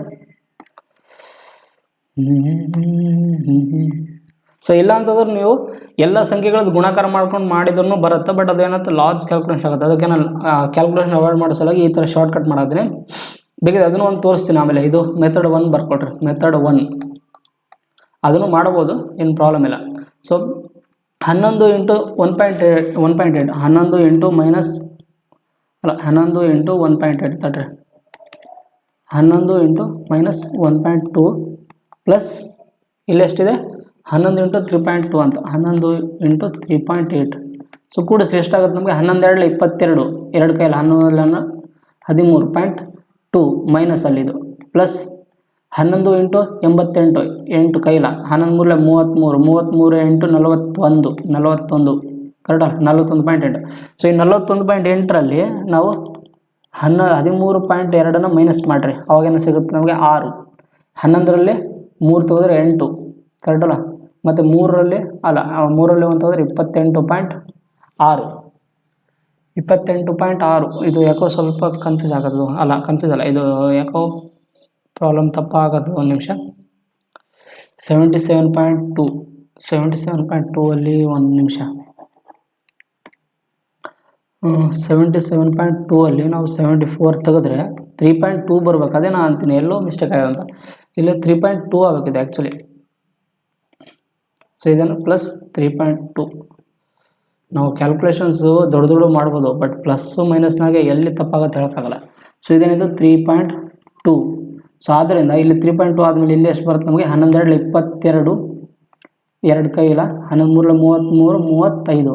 ಸೊ 35.2 ಬರುತ್ತೆ. ಇವೆರಡರಲ್ಲಿ ಮೈನಸ್ ಮಾಡಿದ್ರೆ ನಮಗೆ ಎಷ್ಟು ವ್ಯಾಲ್ಯೂ ಬರುತ್ತೆ ಇದು. ಸೊ ನಮ್ಗೆ 35.2 ಮತ್ತು 13.2 ತೆಗೆದ್ರೆ ನಮ್ಗೆ ಏನಾಗುತ್ತೆ 0 ಕ್ಯಾನ್ಸಲ್ ಆಗುತ್ತೆ. 5 3 ತೆಗೆದ್ರೆ 2 ಮತ್ತು 3 1 ತೆಗೆದ್ರೆ 2, 22.0 ಅಂತ. 22.0 ಅಂದ್ರೆ ಅರ್ಥ ಏನು 22ನೇ ಸಿಗುತ್ತೆ. ಸೊ ನಮಗೆ 22. ಇದು 22 ಬಂದೈತಲ್ಲ, ಇದು ಏನೋ ನಮಗೆ ಇವುಗಳದ್ದು ಎವರೇಜ್ ತೆಗೆದಂಗೆ. ಬಟ್ ನಮಗೆ ಇದರದಿನ್ನ ಈ ಮಿಡ್ಲ್ ನಂಬರ್ ಕಂಡುಹಿಡ್ಕೋಬೇಕಂದ್ರೆ ಅದ್ರದ್ದು ವ್ಯಾಲ್ಯೂ ಸಿಕ್ಕಿಲ್ಲ. ನೋಡಿರಲಿ 21 ನಂಬರ್ದು ಬೇಕಂದರೆ ಆಲ್ರೆಡಿ ನಮಗೆ 10 ಇಲ್ಲಿ 10 ನಂಬರ್ ಹೋಗೈತಂದರೆ ಇದ್ರದ್ದು ಮಿಡ್ಲ್ ನಂಬರ್ ಏನಾಗುತ್ತೆ ನಮಗೆ 11th ನಂಬರ್ ಆಗುತ್ತೆ. ಈ 11th ನಂಬರ್ದು ಎವರೇಜ್ ಏನು ಬರುತ್ತೆ ಅಂದರೆ 11th ನಂಬರ್. ಆದ್ದರಿಂದ ಈಗ 11th ನಂಬರ್ದು ಎವರೇಜ್ ಸಿಗಬೇಕಂದ್ರೆ 74 ತೊಗೊಂಡಿದ್ದಳು ನಾವು ಡಾಟಾ. ಈ 74 ಇದರಲ್ಲಿ ಮೈನಸ್ ಮಾಡಿದ್ದಲ್ಲ, 74 ಪ್ಲಸ್ 22 ಕೂಡಿಸಿ ಅವಾಗ ಏನಾಗುತ್ತೆ ನಮಗೆ 96 ಆನ್ಸರ್ ಬರುತ್ತೆ. So 11th ನಂಬರ್ದು average 11th number ನಮಗೆ ಇದು ಎಷ್ಟು 96 ಅಂದರೆ 11th ನಂಬರ್ದು ಇದು ಡಾಟಾ. ಇದು 11th ನಂಬರ್ದು ನಮಗೆ ಡಾಟಾ ಎಷ್ಟು ಬಂತು 96 ಬಂತು. ಅದರಲ್ಲಿ 10th ನಂಬರ್ದು ಬೇಕಂದ್ರೆ ನಮ್ಗೆ ಏನು ಬೇಕು ಇಲ್ಲಿ 10th ನಂಬರ್ದು ಅಂದರೆ 11th ನಂಬರ್ -5 ಅಂತಿತ್ತು. ಸೊ ಅದರಿಂದ 96 - 5 = 91. ಸೊ ಇದು 91 10th ನಂಬರ್ದು, 11th ನಂಬರ್ದು 96 ಆಯಿತು. ಬಟ್ ನಮಗೇನು ಹೇಳಿದ್ದಾರೆ ಈ ಟೋಟಲ್ ಎವರೇಜಲ್ಲಿ ಅದರದ್ದು 10th ಮತ್ತು 11th ನಂಬರ್ನ ತೆಗೆದಿದ್ದಾರಂತ. ಸೊ ಟೋಟಲ್ ಎಷ್ಟೈತೆ 21 ನಂಬರ್. 21 ನಂಬರ್ದು ಮತ್ತು ಡಾಟಾ ಎಷ್ಟೈತೆ 74 ಅಂತ. ಕರೆಕ್ಟಲ್ಲ? ಒಂದು ನಿಮಿಷ ಇದೇನಾಯಿತು. ಸೊ ಆದ್ದರಿಂದ ಟೋಟಲ್ ಇಲ್ಲಿ ಎವರೇಜ್ ಎಷ್ಟಾಗುತ್ತೆ ನಮಗೆ ಇಲ್ಲಿ 21 ನಂಬರ್ದು ಎವರೇಜ್ ಎಷ್ಟಿತ್ತು 74 ಇತ್ತು. ಸೊ ಅದು ಟೋಟಲ್ ವ್ಯಾಲ್ಯೂ ಎಷ್ಟಾಗುತ್ತೆ 21ರಿಂದ ಗುಣಾಕಾರ ಮಾಡಿರಿ 21 4 44 ಅಲ್ಲ 84 8 ಕೈಲ 21 7 147 ಪ್ಲಸ್ 8 ಕೂಡಿಸಿದ್ರೆ 15 ಒಂದು ಕೈಲ 5 ಎಷ್ಟಾಗುತ್ತೆ ಒಂದು ನಿಮಿಷ ಇದೇನಾಗುತ್ತೆ 155 ಕೂಡಿಸ್ರಿ 155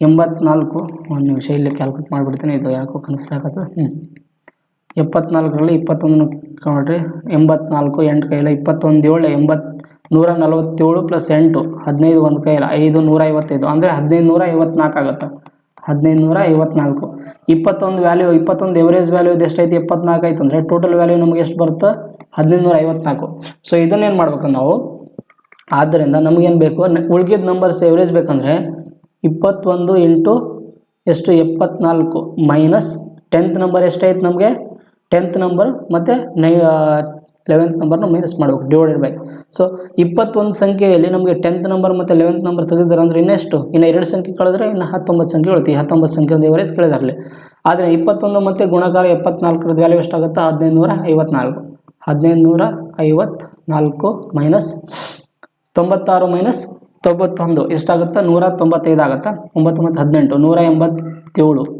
ಡಿವೈಡೆಡ್ ಬೈ 19 ಅಂತ ಕರೆಕ್ಟ್ ಅಲ್ಲ ಸೊ 187 ಇದಾಗುತ್ತೆ 187 1554ರಲ್ಲಿ 187ನ ಕಳೀರಿ ಎಷ್ಟು 7 ಮತ್ತು 14ರಲ್ಲಿ 8 ತೆಗೆದ್ರೆ 6 ಕರೆಕ್ಟ್ ಅಲ್ಲ ಮತ್ತು 5ರಲ್ಲಿ 4ರಲ್ಲಿ 5 ತೆಗೆದ್ರೆ 1 3 1367 ಡಿವೈಡ್ ಬೈ 19 ಆವಾಗ ನಮ್ಗೆ ಆನ್ಸರ್ ಏನು ಸಿಗುತ್ತೆ ಅಂದರೆ ಎಕ್ಸಾಕ್ಟ್ಲಿ ಸೊ ಮಾಡಿದಾಗ ಇಲ್ಲಿ 7 ಇದು 7 ಸೊ 19 7 133 ಆಗುತ್ತೆ 19 7 133 37 ಉಳಿತು 19 ಅಂದರೆ 19 ಅಂದರೆ 71.1 ಬರುತ್ತೆ ಅಂದರೆ 71 ಪಾಯಿಂಟ್ ಸಮಥಿಂಗ್ ವ್ಯಾಲ್ಯೂ ಬರುತ್ತೆ 71.1 ಸಮಥಿಂಗ್ ವ್ಯಾಲ್ಯೂ ಬರುತ್ತಲ್ಲ ಆಪ್ಷನ್ ನಂಬರ್ ಯಾವುದು 72 ಇದೆ ರೈಟ್ ಆನ್ಸರ್ ಆಗಿರುವಂಥದ್ದು ಸೊ ನೀವು ಈ ಥರ ಡೈರೆಕ್ಟಾಗಿ ಮಾಡ್ಬೋದು ಇಲ್ಲ ಅಂತಂದರೆ ಇನ್ ಕೇಸ್ ನಿಮಗೆ ಈ ಥರ ಗೊತ್ತಾಗಲಿಕ್ಕಂದ್ರೂ ನೀವು ಅದರದ್ದು ಗುಣಾಕಾರ ಮಾಡ್ಕೊಂಡು ಮಾಡ್ಬೋದು 11 ಮತ್ತು 72.8 ಇದು ಎಲ್ಲ ಗುಣಾಕಾರ ಮಾಡ್ಕೊಂಡು ಅದ್ರಾಗೆಲ್ಲ ಮೈನಸ್ ಮಾಡ್ಕೊಂಡು ಹೋಗ್ಬೇಕು ಅವಾಗೂ ಮಾಡ್ಬೋದು ನೀವು ಬೇಕಿದ್ರೆ ಬೇಕಿದ್ರೆ ಅದನ್ನು ತಿಳಿಸಲ ಮೆಥಡ್ 2 ಅದು ಏನಂದರೆ ಮಗ್ಗಿ ಸ್ವಲ್ಪ ಗುಣಾಕಾರ ಮಾಡೋದೇನಾಗುತ್ತೆ ಸ್ವಲ್ಪ ಕ್ಯಾಲ್ಕುಲೇಷನ್ಸ್ ಹಿಡಿತಾವೆ ಬೇಕಿದ್ರೆ ನೀವೇ ಟ್ರೈ ಮಾಡಿ ನೋಡಿರಿ ಏನಿಲ್ಲ ಸ್ಟಾರ್ಟಿಂಗಲ್ಲಿ 21 ಇಂಟು 74 11 ಇಂಟು 72.8 11 ಇಂಟು ಇದು ಎಲ್ಲ ಗುಣಾಕಾರ ಮಾಡಿರಿ ಮತ್ತು ಬಂದಿರೋಂಥ ವ್ಯಾಲ್ಯೂಯಲ್ಲಿ ಈ 1554ರಲ್ಲಿ ಕಳೀರಿ ಕಳೆದು ಅದರಲ್ಲಿ 11ನೇ ನಂಬರ್ ಬರುತ್ತೆ 11ನೇ ನಂಬರ್ ಬಂದ ಮೇಲೆ 10th ನಂಬರ್ ಕಂಡು ಹಿಡ್ಕೊಂಡು ಮಾಡ್ಬೋದು ಬೇಕಿದ್ರೆ ಒಂದು ನಿಮಿಷ ತೋರಿಸ್ಬಿಡ್ತೀನಿ ನೋಡಿರಿ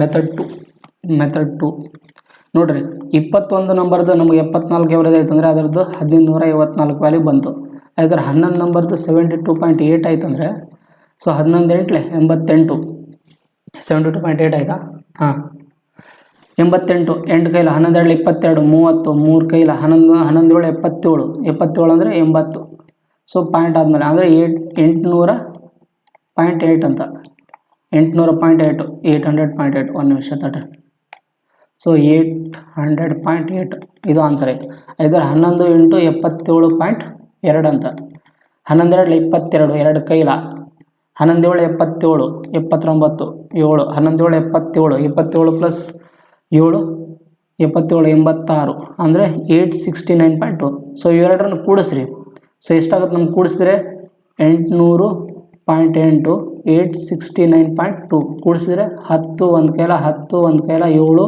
16 1670 ಇದರದ್ದು ಕೂಡಿಸಿದ್ರೆ ವ್ಯಾಲ್ಯೂ ಪ್ಲಸ್ ಮಾಡಿದರೆ ಇದನ್ನೇನು ಮಾಡ್ಬೇಕು ನಾವು ಇದರಲ್ಲಿ ಮೈನಸ್ ಮಾಡಬೇಕು ಆದ್ದರಿಂದ ಯಾಕಂದರೆ ಇವೆರಡರದ್ದು ವ್ಯಾಲ್ಯೂ ಎಷ್ಟಾಗುತ್ತೆ 22 ಆಗುತ್ತೆ ಬಟ್ ನಮಗೆ 21ರದ್ದು ವ್ಯಾಲ್ಯೂ ಕೊಟ್ಟಿದೆ ಅಂದರೆ 22ರಲ್ಲಿ ಏನು 21 ಅಂದರೆ 11 ಬರುತ್ತೆ ಸೊ 11th ನಂಬರ್ ವ್ಯಾಲ್ಯೂ ಏನು ಬರುತ್ತೆ ನಮಗೆ 1670ರಲ್ಲಿ 1554ನ ಮೈನಸ್ ಮಾಡಿರಿ ಸೊ ನಮಗೇನು ಬರುತ್ತೆ 1670ರಲ್ಲಿ 1554ನ ಕಳೆದ್ರೆ 6 ಮತ್ತು 6ರಲ್ಲಿ 5 ತೆಗೆದ್ರೆ 1 ಕರೆಕ್ಟಲ್ಲ ಮತ್ತು 6ರಲ್ಲಿ 5 ತೆಗೆದ್ರೆ 116 ಬರುತ್ತೆ ಸೊ ಇದು 116 ಕರೆಕ್ಟಲ್ಲ ಇದು 11th ನಂಬರ್ ಆಗಿರುವಂಥದ್ದು ಸೊ 11th ನಂಬರ್ ಬಂತಲ್ಲ ನಮಗೆ 11th ನಂಬರ್ ಬಂದ ಮೇಲೆ ನಮಗೆ 10th ನಂಬರ್ ಕಂಡುಹಿಡಬೇಕು ಇಲ್ಲಿ 10th ನಂಬರ್ ಏನು ಬರುತ್ತೆ 10th ನಂಬರ್ ಸೊ ಅದರಲ್ಲಿ 5 ಕಡಿಮೆ ಆಗಿರುತ್ತೆ ಆದ್ದರಿಂದ 116 ಮೈನಸ್ 5 ಕಡಿಮೆ ಅಂದರೆ ಎಷ್ಟಾಗುತ್ತೆ ನಮಗೆ 111 ಈ 111 ಮತ್ತು 116 ಏನು ಮಾಡಿದ್ರೆ ಇದರಲ್ಲಿ ಮೈನಸ್ ಮಾಡಿ ನಮಗೆ 19ರ ವ್ಯಾಲ್ಯೂ ಕಂಡುಹಿಡಬೇಕಿಲ್ಲಿ. ಸೊ 1554ರಲ್ಲಿ 111 ಮೈನಸ್ 116 ಡಿವೈಡೆಡ್ ಬೈ ಎಷ್ಟರದ 19ರ ವ್ಯಾಲ್ಯೂ ಕಂಡುಹಿಡಬೇಕಿಲ್ಲಿ. ಸೊ ಆದ್ದರಿಂದ 1554 ಮತ್ತು 111 ಮತ್ತು 116 ಮೈನಸ್ ಮಾಡಿರಿ 115 ಮತ್ತು 116 ಕಳೆದ್ರೆ ಎಷ್ಟಾಗುತ್ತೆ 7 2 2 27 227 1554ರಲ್ಲಿ 227ನ ಮೈನಸ್ ಮಾಡಿರಿ 7 4ರಲ್ಲಿ 2 ತೆಗೆದ್ರೆ 2 ಮತ್ತು 4ರಲ್ಲಿ 2 ತೆಗೆದ್ರೆ ಅಲ್ಲ 5ರಲ್ಲಿ 2 ತೆಗೆದ್ರೆ 3 132 ಏನಂದರೆ 1327 19. ಸೊ ಇದನ್ನು 19 133 ಅಂದರೆ 19 ಬರಾಗುತ್ತದಲ್ಲ. ಇಲ್ಲಿ ಎಲ್ಲೋ ಒಂತಲ್ಲಿ ಕ್ಯಾಲ್ಕುಲೇಷನ್ಸ್ ಏನಾಗುತ್ತೆ ಸ್ವಲ್ಪ ಎಲ್ಲೋ ಮಿಸ್ ಹೊಡೆದಿರ್ತದೆ. ಎಲ್ಲಿ ಅಂತಂದರೆ 10 ಕ್ಯಾನ್ಸಲು 10 7 ಮತ್ತು 8 16 1670. ಒಂದು ನಿಮಿಷ, ಇಲ್ಲೆಲ್ಲೋ ಸ್ವಲ್ಪ ಕ್ಯಾಲ್ಕುಲೇಷನ್ಸಲ್ಲಿ ಏನೋ ಮಿಸ್ಟೇಕ್ ಆಗಿರ್ತದೆ.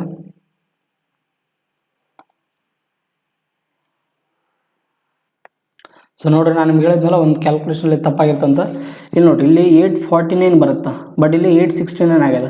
ಸೊ ಇಲ್ಲಿ ಕೆಲವೊಂದು ಟೈಮ್ ನಾವು ಅವಸರದಲ್ಲಿ ಮಾಡಬೇಕಾದ್ರೆ ಒಂದು ಕ್ಯಾಲ್ಕುಲೇಷನ್ಸಲ್ಲಿ ಹೋದರೆ ಮುಗಿತು, ಇಲ್ಲಿ ಪ್ರಾಬ್ಲಮೇ ತಪ್ಪಾಗುತ್ತೆ. 77.2 ಇಂಟು 11 ಮಾಡಿದರೆ 11 72 11 77 79 11 77 77 ಪ್ಲಸ್ 7 ಕೂಡಿಸಿದ್ರೆ ಎಷ್ಟಾಗುತ್ತೆ 7 14 ಒಂದು ಕೈಲ 8 849 ಆಗುತ್ತೆ. ಹೇಳಿದ್ನಲ್ಲ ನಾನು, ಸ್ವಲ್ಪ ಎಲ್ಲೋ ಅಂತಲೇ ಕ್ಯಾಲ್ಕುಲೇಷನ್ಸಲ್ಲಿ ಏನಾಗುತ್ತೆ ರಾಂಗ್ ಆಗಿರ್ತದೆ. ಸೊ ಇದೇನಿದೆ 879.2. ಸೊ ಇವೆರಡರನ್ನು ಕೂಡಿಸಿದರೆ 879 ಅಲ್ಲ 849 ಮತ್ತು ಇದನ್ನು ಕೂಡಿಸ್ರಿ ನಮಗೇನು ಬರುತ್ತೆ 800.8 849.2 0 ಒಂದು ಕೈಲ 0. ಸೊ 5 16 ಅಂದರೆ 1650 ಬಂದಿರ್ತದೆ. ಸೊ 1650 ಇದರಲ್ಲಿ ಮೈನಸ್ ಮಾಡಿರಿ 1650, ಅವಾಗ ನಮಗೇನು ಸಿಗುತ್ತಾ ಇದು 1650. ನೀವು ಯಾವ ಥರ ಮಾಡಿದ್ರೆ ಆನ್ಸರ್ ಒಂದೇ ಟೈಪ್ ಬರುತ್ತೆ, ಏನಿಲ್ಲ ಪ್ರಾಬ್ಲಮ್.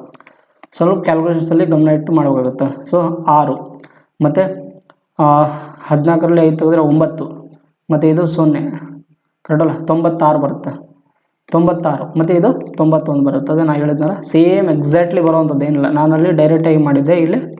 ಸೊ ನೀವು ಈ ಥರ ಗುಣಾಕಾರ ಮಾಡ್ಕೊಂಡು ಮಾಡ್ಬೋದು. ಗುಣಾಕಾರ ಇದಕ್ಕೆ ಮಾಡಲಿಲ್ಲ ಅಂದರೆ ನಾನು ಕ್ಯಾಲ್ಕುಲೇಷನ್ಸು ಸ್ವಲ್ಪ ಎಲ್ಲ ಫಾಸ್ಟ್ ಇರಬೇಕಾಗುತ್ತೆ, ಯಾವುದೊಂದು ಗುಣಾಕಾರ ಆಗಿರಲಿ ಮೈನಸ್ ಆಗಿರಲಿ. ಸೊ ಸೇಮ್ 1554ರಲ್ಲಿ ನಾವು 91 97 187 ಕಳೆದ್ರೆ 7 ಮತ್ತು 6 4ರಲ್ಲಿ 1 ತೆಗೆದ್ರೆ 3 1367 ಡಿವೈಡ್ ಬೈ 19 37 ಅಂದರೆ 17.11 something is equal to 72 is the right answer ಆಗಿರುವಂಥದ್ದು. ಸೊ ನೋಡಿ, ಇಲ್ಲಿ ನಾನು ಮಾಡಿದ್ದವಾಗಲೂ ಕೂಡ ಸೇಮ್ ಬಂದಿತ್ತು. ಸೊ ಡೈರೆಕ್ಟಾಗಿ ಮಾಡೀನಿ, ಬಟ್ ನಿಮ್ಗೆ ಈ ಥರನೂ ಮಾಡಿದ್ರು ಕೂಡ ಆನ್ಸರ್ ಬರುತ್ತೆ. ಸೊ ನೆಕ್ಸ್ಟ್, ಸೊ ಇದೇ ಥರ ಸೇಮ್ ಪ್ರಾಬ್ಲಮ್ ನಾನು ನೆಕ್ಸ್ಟ್ ಪ್ರೀವಿಯಸ್ ಕ್ಲಾಸಲ್ಲಿ ಮಾಡಿಸಿದ್ದೀನಿ. ಏನಂತಂದರೆ ರಾಜ್ ಕಡೆ 1612 ರೂಪಾಯಿದು ಅಂತ ಅವನು ವರುಣ್ ಮತ್ತು ಆಶೀಶ್ ನೋಡೋ ಹಂಚ್ತಾನಂತ. ಅದು ಎಷ್ಟು 8% ಬಡ್ಡಿ ಲೆಸ್ ಹಂಚ್ತಾನ, ಅಂದರೆ ಚಕ್ಕರ್ ಬಡ್ಡಿ ಲೆಕ್ಕದಾಗ. ಮತ್ತು ಅವರಿಗೆ 18 ವರ್ಷ ಮತ್ತು 19 ವರ್ಷ, ವರುಣಿಗೆ 18 ವರ್ಷ ಮತ್ತು ಆಶೀಶಿಗೆ 19 ವರ್ಷ ಆದಮೇಲೆ ಅವ್ರಿಗೆ ಏನಾಗುತ್ತೆ ಈಕ್ವಲ್ ಅಮೌಂಟ್ ಸಿಗುತ್ತಂತ. ಸೇಮ್ ಪ್ರೀವಿಯಸ್ ಇಯರ್ ಪ್ರಾಬ್ಲಮ್ ಇದ್ದಂಗೆ ವರುಣಿಗೆ ಎಷ್ಟು 100ರಲ್ಲೇ 8% ಇನ್ಕ್ರೀಸ್ ಆಗಿದೆ ಅಂದರೆ 108 ಡಿವೈಡ್ ಬೈ 100 ಹೋಲ್ ಪವರ್ 18 ವರ್ಷ ಆದಮೇಲೆ. ಅದೇ ಥರ ಆಶೀಶ್ಗೆ ಎಷ್ಟು 108 divide by 100 whole power 8 whole power 19 ಅಂತ. ಸೊ ಇದನ್ನು ಕಟ್ತಾ ಹೊಡೆದ್ರೆ ವರುಣ್ ಡಿವೈಡ್ ಬೈ ಆಶೀಶ್, ಈ ಆಶೀಶ್ನ ಈ ಕಡೆ ತೊಗೊಂಬರ್ರಿ, ಆ ಕಡೆ ಇಲ್ಲಿ 18 ಇದ್ದಿದ್ದ ಆ ಕಡೆ 19 ಇದ್ದಾಗ ಎಲ್ಲೋ 19ರಲ್ಲಿ 18 ಕಳೆದ್ರೆ 1 ಉಳಿಯುತ್ತೆ. So 108 divide by 100. ಸೊ ಡೈರೆಕ್ಟಾಗಿ ಬರ್ತೀನಿ, ಆಶೀಶ್ನ ಈ ಕಡೆ ತೊಗೊಂಬಂದಿನಿ. ಸೊ ನಿಮಗೆ ವಿಡಿಯೋದ ಲೆಂತ್ ಸ್ವಲ್ಪ ಎಕ್ಸ್ಟೆಂಡ್ ಆಗ್ಬೋದು, ಬಟ್ ಡೀಟೇಲ್ ಆಗಿ ನಿಮಗೆ ತಿಳಿಸ್ತಿರ್ತೀನಿ ಇಲ್ಲಿ A to Z ಒಂದೊಂದು ಪ್ಲಸ್ ಮೈನಸ್. ಸೊ ಭಾಳ ಯೂಸ್ ಆಗಿರುವಂಥದ್ದು. ಸೊ ಕಟ್ತಾ ಹೊಡ್ರಿ, ಇಲ್ಲಿ ಏನಾಗುತ್ತೆ 4 2 8 4 7 28 ಮತ್ತು 4 25 ಇಲ್ಲಿ ಕಟ್ತಾ ಹೊಡೆದ್ರೆ 4 7 28 ಮತ್ತು 4 25 100. ಇದನ್ನು ಕೂಡಿಸಿದ್ರೆ ನಮಗೆ ವ್ಯಾಲ್ಯೂ ಎಷ್ಟು ಸಿಗುತ್ತೆ 52 ಬರುತ್ತೆ. ಈ 52ರದ ವ್ಯಾಲ್ಯೂ ಅದೆಷ್ಟು ಕೊಟ್ಟಿದ್ದಾನೆ 1612 ವ್ಯಾಲ್ಯೂ ಕೊಟ್ಟಿದ್ದಾನೆ. ಸೊ ಆದ್ದರಿಂದ ನಮ್ಗೆ ಯಾರ್ದು ಬೇಕು ವರುಣ್ ವ್ಯಾಲ್ಯೂ ಬೇಕು. ಸೊ ಆದ್ದರಿಂದ ವರುಣ್ ಈಸ್ ಈಕ್ವಲ್ ಟು ಈ 1612 ವ್ಯಾಲ್ಯೂ ನಮಗೆ ಎಷ್ಟು ಬಂದಿದೆ ಇಲ್ಲಿ 52 ರೂಪಾಯಿ. ನಮಗೆ ಎದ್ರದ್ದು ಬೇಕು ವರುಣದ್ದು ಎಷ್ಟೈತಿ ನಮಗೆ ಇದ್ರದ್ದು ವ್ಯಾಲ್ಯೂ 27 ಗುಣಾಕಾರ 27. ಆದ್ದರಿಂದ 27 ನೋಡ್ರಿ ಕಟ್ತಾ ಹೊಡ್ರಿ 4 1 4 3 12 ಮತ್ತು 4 4 16 4 0 4 3 12 13 1 13 3 39 13 1 ಸೊ ನಮಗೆ ವ್ಯಾಲ್ಯೂ ಏನು ಉಳಿತದ 31 ಇಂಟು 27 ಗುಣಾಕಾರ ಮಾಡಿರಿ 27 ಇಂಟು 31 7 1 7 ಕೈಲ 7 ಮತ್ತು ನೆಕ್ಸ್ಟ್ ಬೇಕಿದ್ರೆ ಹಿಂಗೆ ಕಡ್ತಾ ಹೊಡೆದ್ಬಿಟ್ಟು ಗುಣಾಕಾರ 7 3 7 21 ಮತ್ತು 2 23 2 ಕೈಲ 3 2 6 8 837 ಇಸ್ ದಿ ರೈಟ್ ಆನ್ಸರ್ ಆಗಿರುವಂಥದ್ದು. ಸೊ ಯಾವುದು option number B is the right answer ಆಗಿರುವಂಥದ್ದು. So next so ABCD can do a piece of work separately 30 days 33 days 36 days. So ಇದು ಭಾಳ ಇಂಪಾರ್ಟೆಂಟ್ ಆಗಿರುವಂಥದ್ದು. ಏನಂದರೆ ಇದೇ ಥರ ಸೇಮ್ ಪ್ರಾಬ್ಲಮ್ ನಾನು ಆಲ್ರೆಡಿ ಟೈಮ್ ಆ್ಯಂಡ್ ವರ್ಕ್ ಚಾಪ್ಟರ್ಲಿ ಮಾಡಿದ್ದೀನಿ. ಸ್ವಲ್ಪ ಏನಂದರೆ ಡಿಫ್ರೆಂಟ್ ಆಗಿರೋದು ಅದೇ ಥರನೇ ಸ್ವಲ್ಪ ಡಿಫ್ರೆಂಟ್ ಆಗಿರೋದು ಏನಂತಂದರೆ ಎ ಎಂಬೋನು ಎಷ್ಟು ದಿನದಲ್ಲಿ ಕೆಲಸ ಮುಗಿಸ್ತಾನಂತ 30 ಡೇಸಲ್ಲಿ, ಬಿ ಎಂಬೋನು ಎಷ್ಟು ದಿನದಲ್ಲಿ ಮುಗಿಸ್ತಾನೆ 33 ಡೇಸಲ್ಲಿ, ಸಿ ಎಂಬೋನು 36 ಡೇಸಲ್ಲಿ ಮತ್ತು ಡಿ ಎಂಬೋನು ಅದೇ ಕೆಲಸವನ್ನು 44 ದಿನದಲ್ಲಿ ಮುಗಿಸ್ತಾನೆ. ಸೊ ಇವರು ಒಟ್ಟಿಗೆ ಕೆಲಸ ಮಾಡೋಕ್ಕೆ ಸ್ಟಾರ್ಟ್ ಮಾಡಿದಾಗ ನಮಗೆ ಟೋಟಲ್ ವರ್ಕ್ ಏನು ಬರುತ್ತಂದರೆ ಅದರದ್ದು LCM 30 33 36 44 LCM ಎಷ್ಟಾಗುತ್ತೆ 1980 ಇಸ್ ದಿ LCM ಆಗುತ್ತೆ. ಸೊ ಹಿಂಗಂತಂದರೆ ನೀವು ಮಾಡಿ ನೋಡಿದ್ರೆ ಗೊತ್ತಾಗುತ್ತೆ. ಸೊ ಇಲ್ಲಾಂತ ಗೊತ್ತಾಗಲಿಕ್ಕಂದರೆ 44ರ ಮಗ್ಗಿಲೇಸಿ ನೀವು ಗುಣಾಕಾರ ಮಾಡ್ಕೊಂಡು ಹೋಗ್ರಿ, ಯಾವ ಮಗ್ಗಿಯಲ್ಲಿ ಬರ್ತಲ್ಲ ಯಾವ ವ್ಯಾಲ್ಯೂ ಬರ್ತಲ್ಲ ಅದು ಎಲ್ಲ ಮಗ್ಗಿಯಲ್ಲಿ ಕಟ್ತಾಗಂತಿರ್ಬೋದು ಇರಬೇಕು. ಸೊ ಕಟ್ತಾ ಹೊಟ್ರಿ 0 0 ಕ್ಯಾನ್ಸಲ್ ಆಗಿ 3 6 18 3 6 18 66ರಿಂದ ಹೋಗುತ್ತೆ.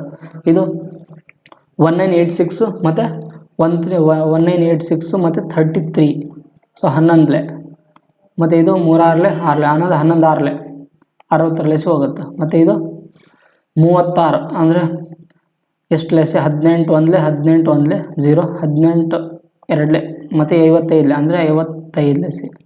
ಅದೇ ಥರ ಇದು 44 1980 ಡಿವೈಡ್ ಬೈ 44 ಅಂತ. ಸೊ 11 ಇದು 4 4 16 4 7 28 ಮತ್ತು 11 4 4 16 38 ಆಯ್ತಲ್ಲ. ಹಾಂ 4 9 36 4 5 11 4 11 55 ಅಂದರೆ 45 ಲೆಸ್ ಹೋಗುತ್ತಿದ್ದು 45. ಸೊ ಇನ್ ಕೇಸ್ ಯಾರಿಗಾದ್ರೂ ನಿಮ್ಗೆ ಎಫಿಷಿಯನ್ಸಿ ವ್ಯಾಲ್ಯೂ ಬರೋದು ಗೊತ್ತಾಗಲಿಲ್ಲ ಈ ಥರ ಮಾಡ್ಬೇಕಂತ ಟೋಟಲ್ ವರ್ಕಲ್ಲಿ ಗುಣಕಾರ ಡಿವೈಡ್ ಮಾಡ್ಕೊಂಡು ಹೋಗ್ಬೇಕಂತ ನಮಗೆ ಸಿಕ್ತು. ಈಗ ಏನಂತಂದರೆ A and B together are assisted by C and D on alternate 2 days ಅಂತ. ಅಂದರೆ ಫಸ್ಟ್ ಏನು ಮಾಡ್ತಾರೆ A ಮತ್ತು B ಎಂಬವನು 2 ದಿನ ಕೆಲಸಕ್ಕೆ ಯಾರಿಗೆ ಇಟ್ಕೊತಾರಂತ C ಇಟ್ಕೊತಾರಂತ. ಆಮೇಲೆ ಮತ್ತೆ ಈ 2 ದಿನ ಆದಮೇಲೆ ಅಂದರೆ ಫಸ್ಟ್ ದಿನ ಇದು ಮತ್ತು ಆಮೇಲೆ ಸೆಕೆಂಡ್ ದಿನ ಮತ್ತು ಇದೇ ಥರ ನೆಕ್ಸ್ಟ್ 2 ದಿನ C ಆದಮೇಲೆ ಮತ್ತೆ ಯಾರಿಗೆ ಕರ್ಕೊತಾರೆ ಅವರು ಡಿನ ಕರ್ಕೊತಾರಂತ. ಕಂಟಿನ್ಯೂ 2 ದಿನ ಕರೆಕ್ಟಲ್ಲ 2 ದಿನ. ಸೊ ಈ ಥರ ಫಸ್ಟು 2 ಡೇಸಲ್ಲಿ ಯಾರು ಬಂದಾರೆ ಇಲ್ಲಿ 2 ಡೇಸ್ ತನಕ C ಬಂದಿದ್ದು A ಮತ್ತು B ಜೊತೆ, ಮತ್ತು A ಮತ್ತು B ಜೊತೆಯಲ್ಲಿ ನೆಕ್ಸ್ಟ್ ಇನ್ನು 2 ದಿನ ಯಾರು ಬಂದಾರೋ ಇಲ್ಲಿ 2 ದಿನ, ಮತ್ತಿನ್ನು 2 ದಿನ ಯಾರು ಬಂದಾರಲ್ಲಿ D ಬಂದಾರೆ. ಸೊ ನೆಕ್ಸ್ಟ್ ಅದೇ ಥರ ರಿಪೀಟ್ ಹಾಕ್ಕೊಂತ ಹೋಗ್ತಾರೆ. ಫಸ್ಟ್ 2 ದಿನ C ಬರ್ತಾನೆ A ಮತ್ತು B ಜೊತೆ ಕೆಲಸ ಮಾಡೋಕೆ, ಮತ್ತು D ಬರ್ತಾನಂತ. ಇಲ್ಲಿ ನೋಡ್ರಿ ಕೊಟ್ಟಿದ್ದಾನೆ ಮೊದಲ 2 ದಿನಗಳು C ಇಂದ ಪ್ರಾರಂಭಿಸಿ ಪರ್ಯಾಯ 2 ದಿನಗಳಲ್ಲಿ C ಮತ್ತು D ಸಹಾಯ ಮಾಡಿದರೆ A ಮತ್ತು B ಸಹಾಯ ಮಾಡಿದರೆ A ಮತ್ತು B ಒಟ್ಟಿಗೆ ಎಷ್ಟು ದಿನಗಳಲ್ಲಿ ಕೆಲಸವನ್ನು ಪೂರ್ಣಗೊಳಿಸಬಹುದು ಅಂತ ಅದನ್ನು ಕಂಡುಹಿಡಬೇಕು ನಾವಿಲ್ಲಿ. ಆದ್ದರಿಂದ A + B + C ಇದು ಎಷ್ಟು ಸಲ ಇಲ್ಲಿ ಒಂದು ಸಲ ಬಂದೈತಿ ಇಲ್ಲಿ ಒಂದು ಸಲ. ಸೊ ಅದರದ್ದು ಎಫಿಷಿಯನ್ಸಿ ವ್ಯಾಲ್ಯೂನ ಕೂಡಿಸಿ ಬರೀರಿ. ಇಲ್ಲಿ 66 + 60 126 126ರಲ್ಲಿ 55ನ ಕೂಡಿಸಿ ಎಷ್ಟಾಗುತ್ತೆ 11 ಒಂದು ಕೈಲ 181. ಸೊ ಇಲ್ಲಿ 181 ಮತ್ತು ಇಲ್ಲಿ 181. ಅದೇ ಥರ 126ರಲ್ಲಿ 45ನ ಕೂಡಿಸ್ರಿ ಎಷ್ಟಾಗುತ್ತೆ 11 ಒಂದು ಕೈಲ 71. ಅಂದರೆ ಇಲ್ಲಿ 121 ಮತ್ತು ಇಲ್ಲಿ 171. ಸೊ ಟೋಟಲ್ ಇಲ್ಲಿ ನೋಡ್ರಿ ಇಲ್ಲಿ 2 ದಿನ C ಮಾಡಿದಾನ ಮತ್ತು ಇಲ್ಲಿ 2 ದಿನ D ಮಾಡಿದಾನೆ. ಅಂದರೆ ಟೋಟಲ್ ಎಷ್ಟು ದಿನದಲ್ಲಿ ಕೆಲಸ ಮುಗಿದೈತೆ ನಮ್ಗೆ 4 ಡೇ ಕೆಲಸ ಹಿಡಿದೈತಿ. ಎಷ್ಟು ಯೂನಿಟ್ ವರ್ಕ್ ಆಗೈತಿ 4 ಡೇಸಲ್ಲಿ ಎಷ್ಟು ಯೂನಿಟ್ ಆಗೈತಿ 181 × 2 + 171 ಎಷ್ಟು ಕೂಡಿಸ್ರಿ ಇಲ್ಲಿ 2 2 14 2 1 2 342 ಇಲ್ಲಿ 2 1 2 8 16 2 1 362 + 342 ಮಾಡಿದರೆ ನಮಗೇನು ಸಿಗುತ್ತೆ 4 10 ಒಂದು ಕೈಲ 700. ಅಂದರೆ 704 ಯೂನಿಟ್ ವರ್ಕ್ ಕಂಪ್ಲೀಟ್ ಆಗಿತ್ತು ಅಂತ ಕರೆಕ್ಟಲ್ಲ. ಸೊ ನಮಗೆ ಈ 4 ಡೇಸಲ್ಲಿ ಒಂದು ನಿಮಿಷ ಈ 4 ಡೇಸಲ್ಲಿ ಎಷ್ಟು ಯೂನಿಟ್ ಕಂಪ್ಲೀಟ್ ಆಗಿದೆ 704 ಯೂನಿಟ್ ವರ್ಕು ಕಂಪ್ಲೀಟ್ ಆಗಿದೆ ಅಂತ. ಅಂಥದ್ದು ನಮಗೆ ಎಷ್ಟು ಆಗಬೇಕು 1980 ಯೂನಿಟ್ ಕಂಪ್ಲೀಟ್ ಆಗಬೇಕು ಕರೆಕ್ಟಲ್ಲ. ಸೊ 1980 ಯೂನಿಟ್ ಕಂಪ್ಲೀಟ್ ಆಗಬೇಕಾದ್ರೆ ಅದನ್ನು ನಾವು ಕ್ಯಾಲ್ಕುಲೇಷನ್ಸ್ ಮಾಡ್ಕೊಂಡು ಹೋಗ್ಬೇಕು. ಇಲ್ಲಿ ಒಂದು ನಿಮಿಷ ನೆಕ್ಸ್ಟ್ ಪೇಜಲ್ಲಿ ತೋರಿಸ್ತೀನಿ ನೋಡಿರಿ. ಸೊ 4 ಡೇಸಿಗೆ ಅವ್ರಿಗೆ ಎಷ್ಟು ಯೂನಿಟ್ ವರ್ಕ್ ಕಂಪ್ಲೀಟ್ ಆಗಿದೆ 704 ಯೂನಿಟ್ ವರ್ಕ್ ಕಂಪ್ಲೀಟ್ ಆಗಿದೆ. ಅಂಥದ್ದು ಅವ್ರಿಗೆ ಎಷ್ಟು ಬೇಕು 1980 ವ್ಯಾಲ್ಯೂ ಬೇಕು. ಸೊ ನಮಗೆ ಅದರದ್ದು ನಿಯರ್ ಬೈ ವ್ಯಾಲ್ಯೂ ಕಟ್ತಾ ಹೊಟ್ರಿ ಗುಣಾಕಾರ ಮಾಡಿರಿ. ಸೊ 1980 704 ಬರ್ಲಿಕ್ಕೆ ಅಂದ್ರೆ ಅದು ನಿಯರ್ ಬೈ ವ್ಯಾಲ್ಯೂ ಗುಣಾಕಾರ ಮಾಡಿರಿ. ಅಷ್ಟು 3 7 21 ಭಾಳ ಆಗುತ್ತೆ. ಸೊ 2 ಲೆಸ್ ಮಾಡಿರಿ, ಅವಾಗ ಏನಾಗುತ್ತೆ 2 4 8 0 2 7 14 1404 ಆಯ್ತು. ಇದನ್ನು 2ರಿಂದ ಗುಣಾಕಾರ ಮಾಡಿದರೆ 8 ಡೇಸ್ ಅಂತ. ಸೊ ಮತ್ತೆ ಅದೇ ಥರ 8 ದಿನದಲ್ಲಿ ಎಷ್ಟಾಗುತ್ತೆ ನಮಗೆ 1408 ಯೂನಿಟ್ ವರ್ಕ್ ಆಯಿತು. ಆಮೇಲೆ ಡಿ ಇಲ್ಲಿಗೆ ಮುಗೀತು. ಮತ್ತೆ ಯಾರು ಬರ್ತಾರೆ ವರ್ಕಿಗೆ? ಸಿ ಬರ್ತಾನೆ. ಸಿ ಎಷ್ಟು ದಿನ? ಮತ್ತೆ ಕಂಟಿನ್ಯೂ 2 ದಿನ. 2 ದಿನಕ್ಕೆ ಅವನು ಎಷ್ಟು ಯೂನಿಟ್ ತೊಗೊಂಬರ್ತಾನೆ? ಇಲ್ಲಿ 362 ದಿನ, ಕರೆಕ್ಟ್ ಅಲ್ಲ? 181ರಲ್ಲಿ 181 2 302 ದಿನ ತರ್ತಾನೆ ಇಲ್ಲಿ. ಸೊ ನೆಕ್ಸ್ಟ್ 1ನೇ ದಿನಕ್ಕೆ ಸಿ ಎಂಬವನು 362 ದಿನ ತರ್ತಾನೆ ಇಲ್ಲಿ ಯೂನಿಟ್. ಕೂಡಿಸ್ರಿ, ಇಲ್ಲಿ ಎಷ್ಟಾಗುತ್ತೆ ನಮಗೆ? ಸೊ ಇಲ್ಲಿ 9 ದಿನಕ್ಕೆ ಇಲ್ಲಿ 10 ಒಂದು ಕೈಲ 7 7 1. ಸೊ 9ನೇ ದಿನಕ್ಕೆ ಎಷ್ಟು ಯೂನಿಟ್ ವರ್ಕ್ ಆಗಿದೆ? ಇಲ್ಲಿ 1770. ಬಟ್ ನಮಗೆ ಬೇಕಾಗಿದೆ ಎಷ್ಟು? 1980 ಬೇಕಾಗಿದೆ. ಸೊ 1980 ಅಲ್ಲಿ ನಮಗಿನ್ನು ಎಷ್ಟು ಯೂನಿಟ್ ಬೇಕು? ಇಲ್ಲಿ ಮೈನಸ್ ಮಾಡಿರಿ, 1770 0 1. ಸೊ ಇಲ್ಲೇನೋ 210 ಯೂನಿಟ್ ವರ್ಕ್ ಬೇಕು. ಬಟ್ ನಮಗೆ ಇವನು ಡಿ ಎಂಬನು 210 ಯೂನಿಟ್ ತರಲ್ಲ. ಅವನು ಎಷ್ಟು ತರ್ತಾನೆ? ಇಲ್ಲಿ ಜಸ್ಟ್ 171 ಯೂನಿಟ್ ತರ್ತಾನೆ, ಕರೆಕ್ಟ್ ಅಲ್ಲ? ಸೊ ಮತ್ತೆ 1ನೇ ದಿನಕ್ಕೆ ತಗೋರಿ. ಇದು 1ನೇ ದಿನಕ್ಕಲ್ಲ, ಆ್ಯಕ್ಚುಲಿ ಇಲ್ಲಿ ಸಿ ಎಂಬನು 2 ದಿನ ಬರ್ತಾನಲ್ಲ, ಇಲ್ಲಿ 2 ದಿನ ಇದು ಸಾರಿ ಇದು 2 ದಿನಕ್ಕೆ ಅವನು 2 ದಿನಕ್ಕೆ ಎಷ್ಟು ಯೂನಿಟ್ ತರ್ತಾನೆ ಅವನು? ಎಷ್ಟಾಗುತ್ತೆ? 10 ದಿನಕ್ಕೆ ನಮಗೆ 17100 ಆಗುತ್ತೆ. ನೆಕ್ಸ್ಟ್ ಅವನಿಗೆ 210 ಯೂನಿಟ್ ಬೇಕಾಗುತ್ತೆ. ಬಟ್ ನಮಗೆ ಡಿ ಎಂಬನು ಫಸ್ಟ್ನೇ ದಿನಕ್ಕೆ 171 ಯೂನಿಟ್ ತರ್ತಾನೆ ಇಲ್ಲಿ. ಸೊ +1 ಮಾಡ್ಕೊಳ್ರಿ. +1ಗೆ ಎಷ್ಟಾಗುತ್ತೆ? 171 ಯೂನಿಟ್ ತೊಗೊಂಬರ್ತಾನೆ, 171. ಸೊ ಕೂಡಿಸ್ರಿ, ಎಷ್ಟಾಗುತ್ತೆ ನಮಗೆ? 171 ಕೂಡಿಸಿದ್ರೆ 1 14 ಒಂದು ಕೈಲ 9 1 1940 ಆಗುತ್ತಲ್ಲ. 1940 14 8 ಇದು ಭಾಳ ಆಗುತ್ತೆ ಆ್ಯಕ್ಚುಲಿ ನಮಗೆ. 1980 ಹಾಂ ಕರೆಕ್ಟ್ ಆಗುತ್ತೆ, 1940. ಸೊ 11 ಡೇಸ್ ಆಯಿತು. ಸೊ ನಮಗೆ ಇನ್ನೂ ಎಷ್ಟು ಬೇಕಿಲ್ಲಿ? 1980ಗೆ 1941 ಕಳೆದ್ರೆ 9 ಎಷ್ಟು? 7ರಲ್ಲಿ 4 ತಾರೆ 39 ಯೂನಿಟ್ ಬೇಕಾಗಿದೆ ನಮಗೆ. ಜಸ್ಟ್ ಇಲ್ಲಿ 39 ಯೂನಿಟ್ ಕವರ್ ಮಾಡಿದರೆ ನಮಗೆ 1980 ವ್ಯಾಲ್ಯೂ ಯೂನಿಟ್ ಕರೆಕ್ಟ್ ಆಗುತ್ತೆ. ಬಟ್ ನಮಗೆ ಇಲ್ಲಿ ಈ ಕಡೆ ಸೈಡ್ ಬರ್ಕೊಳ್ಳೋದು ಹೆಂಗಂತಂದರೆ ನಮಗೆ ಆಲ್ರೆಡಿ 11 ಡೇಸ್ ಆಗೈತಿ. ಸೊ 11 ಡೇಸ್ ಅಲ್ಲಿ ನಮಗೆ ಎಷ್ಟು ಬೇಕಾಗಿತ್ತು? ಓನ್ಲಿ 39 ಯೂನಿಟ್ ಬೇಕಾಗಿತ್ತು, 39 ಯೂನಿಟ್. ಸೊ 39 ಯೂನಿಟ್ ಡಿ ಅವನು ಎಷ್ಟು ತೊಗೊಂಬಂದಾನೆ ಇಲ್ಲಿ ಯೂನಿಟ್? 171 ಯೂನಿಟ್ ತೊಂದಾನೆ. ಸೊ ಡಿವೈಡೆಡ್ ಬೈ 171 ಮಾಡ್ಕೋಬೇಕು. ಇಲ್ಲಿ 171 ಮಾಡ್ಕೋಬೇಕು. ಸೊ ಇಲ್ಲಿ ಕಡ್ತಾ ಹೊಡೆದ್ಬಿಟ್ರಿ. ಮತ್ತೆ ಕಡ್ತಾ ಏನೇನಾಗತ್ತಾ ನೋಡಿಲ್ಲಿ, 3 ಲೆಸ್ ಕಡ್ತಾ ಆಗತ್ತಾ? 7 8 ಹಾಂ ಹೋಗತ್ತಾ. ಸೊ 3 13 3 3 5 15 3 7 21. ಸೊ ನಮಗೆ ಟೋಟಲಾಗಿ ಇಲ್ಲಿ ಫೈನಲಾಗಿ ಹೇಳ್ಬೇಕಂತಂದರೆ ನಿಮಗೆ ಎಲ್ಲಿ ಬರೀಲ್ಲ ನಾನು, ಸ್ಪೇಸ್ ಇಲ್ಲ ಅಲ್ಲ, ಇಲ್ಲಿ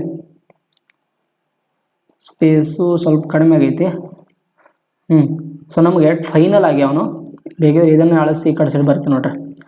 ಟೋಟಲಾಗಿ ಹೇಳ್ಬೇಕಂದ್ರೆ 11 13/57 ದಿನಕ್ಕೆ ಅವನು ಟೋಟಲ್ 1980 ಯೂನಿಟ್ ಏನೋ ವರ್ಕ್ನ ಕಂಪ್ಲೀಟ್ ಮಾಡ್ತಾನಂತ. 1980 ಯೂನಿಟ್ ಕಂಪ್ಲೀಟ್ ಮಾಡೋಕ್ಕೆ ಅವನು 11 13/57 ಯೂನಿಟ್ ಡೇಸ್ಗಳು ಬೇಕಾಗತ್ತಂತ. ಇದು 57, ಇದು ಸ್ವಲ್ಪ ಕೆಳಗಾಗುತ್ತಲ್ಲ, ಬರೋಕ್ಕಾಗೋದು. ಸೊ ಅದು option number B is the right answer ಆಗಿರುವಂಥದ್ದು. ಸೊ ಅಲ್ಲ ಈಸಿ ಪ್ರಾಬ್ಲಮ್ ಇರುವಂಥದ್ದು, ಸ್ವಲ್ಪ ಏನಂದರೆ ಕ್ಯಾಲ್ಕುಲೇಷನ್ ಸ್ಪಾಟ್ ಕೊಟ್ಟಿರುವಂಥದ್ದು ಅಷ್ಟೇ. ಸೊ ಅರ್ಥ ಆಯ್ತಲ್ಲ. ಸೊ ಇದು 57 ಇದು. ಸೊ ನೆಕ್ಸ್ಟ್ ಅದೇ ಥರನೇ ಇನ್ನೊಂದು ಕ್ವಶನ್ ನೋಡಿರಿ. To finish a work in 8 days 10 men are required to or 15 men are required. ಈಗ 8 ದಿನದಲ್ಲಿ ಕೆಲಸ ಮುಗಿಸೋಕ್ಕೆ 10 men ಆದರೂ ಬೇಕು, ಅಥವಾ ಅಂದರೆ ಈಸಿಕ್ವಲ್ಟ್ ಅಂತ. ಸೊ 15 women ಆದರೂ ಬೇಕು. ಎಷ್ಟು ದಿನದಲ್ಲಿ? 8 ದಿನದಲ್ಲಿ ಕೆಲಸ ಮುಗಿಸು. ನೀವು ಈ ಥರನೂ ಬರೀಬೋದು, ಇಲ್ಲ 10 men × 8 ಈಸಿಕ್ವಲ್ ಟು 15 women × 8 ಈ ಥರ ಬರೀಬೋದು. ಸೊ ಇದು 10 women, 10 men, ಇದು 10 men × 8 ಇದು 15. ಆದ್ದರಿಂದ ಇಲ್ಲಿ 8 ಇಲ್ಲಿ 8 ಕ್ಯಾನ್ಸಲ್ ಆಗುತ್ತಾ? ನಾನು ಇಲ್ಲಿ 8 ಇದಕ್ಕೆ ಬರ್ದಿಲ್ಲ ಅಂದರೆ ಡೈರೆಕ್ಟ್ ಕ್ಯಾನ್ಸಲ್ ಆಗುತ್ತಲ್ಲ ಅದಕ್ಕೆ. ಮತ್ತು 5 2 5 3. ಸೊ ಆದ್ದರಿಂದ 2m = 3w. So m/w value ಏನು ಬರುತ್ತೆ ನಮಗೆ? 3/2. ಸೊ ಮೇಲ್ ಮತ್ತು ಫಿಮೇಲ್ದು ಏನಾಯಿತು? ಮೇಲ್ ಮತ್ತು ವುಮೆನ್ದು ಎಫಿಷಿಯನ್ಸಿಗಳು ಸಿಕ್ಕು. ಸೊ ನಮಗೆ ಟೋಟಲ್ ವರ್ಕ್ ಬೇಕಲ್ಲ. ಟೋಟಲ್ ವರ್ಕ್ = ಯಾವುದಾದ್ರೂ ಒಂದು ವ್ಯಾಲ್ಯೂ ತೊಗೊಳ್ರಿ. 10m × 8 ತೊಗೊಳ್ರಿ, ಅಥವಾ 15w 8 ಅಂತ ತೊಗೊಳ್ರಿ, ಯಾವುದಾದ್ರೂ ಒಂದು ತೊಗೊಳ್ರಿ. So 10m × 8. So 10 × m value ಏನೈತಿ? 3 ಐತಿ, × 8. ಸೊ ಎಷ್ಟಾಗುತ್ತೆ? 10 3 30, 30 × 8 240 ಟೋಟಲ್ ವರ್ಕ್. ಸೊ ಆದ್ದರಿಂದ ನಮಗೆ ಅದೇ ಎಕ್ಸ್ ಮೆನ್ನು ವೈ ವುಮೆನ್ ಅವ್ರು ಎಷ್ಟು ದಿನದಲ್ಲಿ ಕೆಲಸ ಮುಗಿಸ್ತಾರಂತ? 12 ದಿನದಲ್ಲಿ ಕೆಲಸ ಮುಗಿಸಿದ್ರೆ ನಮಗೇನಾಗುತ್ತೆ ಇದರಲ್ಲಿ ಯಾವ್ದು ಇಕ್ವೇಷನ್ ಕರೆಕ್ಟ್ ಆಗುತ್ತೆ ಕಂಡುಹಿಡಿಯೋಕ್ಲೆ. ಆದ್ದರಿಂದ total work divided by so time is equal to total work divided by X women ಅಂತ. X men plus Y women ಎಷ್ಟು ದಿನದಲ್ಲಿ ಕೆಲಸ ಮುಗಿಸ್ತೀವಿ. ಟೈಮಿಂಗ್ ಆಲ್ರೆಡಿ ಕೊಟ್ಟಿದ್ದಾರೆ ನಮಗೆ, ಬಟ್ ಇಕ್ವೇಷನ್ ಯಾವುದಂತ ಕಂಡುಹಿಡಬೇಕಿಲ್ಲ. ಟೈಮ್ ಏನೈತಿ ಇಲ್ಲಿ 12 ದಿನ ಕೊಟ್ಟಿದ್ದಾನೆ, 12 ಈಸ್ ಈಕ್ವಲ್ ಟು ಇಲ್ಲಿ ಟೋಟಲ್ ವರ್ಕ್ ಎಷ್ಟೈತಿ 240 ಡಿವೈಡೆಡ್ ಬೈ ಎಕ್ಸ್ ವುಮೆನ್ ಅಂತ. X men plus Y women ಅಂತ. ಎಕ್ಸ್ದು ವ್ಯಾಲ್ಯೂ ನಮ್ಗೆ ಗೊತ್ತಿಲ್ಲ, ಓಕೆ. ಮೆನ್ದು ವ್ಯಾಲ್ಯೂ ಗೊತ್ತೈತಿ, ಸೊ ಎಷ್ಟು 3x ಪ್ಲಸ್ ವೈದು ವ್ಯಾಲ್ಯೂ ಎಷ್ಟೈತಿ ನಮಗೆ ಗೊತ್ತಿಲ್ಲ, 2y ಅಂತ. ಡಬ್ಲ್ಯೂ ವ್ಯಾಲ್ಯೂ ಗೊತ್ತೈತಿ. ಸೊ 12 ಒಂದಲೇ 12 24. ಸೊ ಆದ್ದರಿಂದ 20 is equal to 3x plus 2y ಅಂತ. ಸೊ ಇದು ರೈಟ್ ಆನ್ಸರ್ ಆಗಿರುವಂಥದ್ದು. ಸೊ ಅದು option number 3x plus 2y is equal to 20 ಅಂದರೆ option number C is the right answer ಆಗಿರುತ್ತೆ. ಸ್ವಲ್ಪ ನಾನು ಹೇಳಿದ್ನಲ್ಲ ಇವತ್ತಿನ ಕ್ಲಾಸಲ್ಲಿ ಕೆಲವೊಂದು ಕ್ವಶನ್ಗಳು ಮೈಂಡ್ನ ಅಲ್ಲಾಡಿಸ್ಬಿಡ್ತಾವೆ. ಟ್ರಿಕ್ಕಿ ಕ್ವಶನ್ಸ್ಗಳದಾವ ಇವು. ಅಂದರೆ ಇವು ರೇರ್ ಕ್ವಶನ್ಸ್, ಅಂದರೆ ಭಾಳಷ್ಟು ಜನ ಕ್ಯಾಂಡಿಡೇಟ್ಸು ಸ್ಕಿಪ್ ಮಾಡಿರೋಂಥ ಕ್ವಶನ್ಸ್ಗಳು ಇವು. ಸೊ ಥರ್ಡ್ ಪ್ರೊಫೆಷನ್ ಕಂಡುಹಿಡಬೇಕು ನಮಗೆ.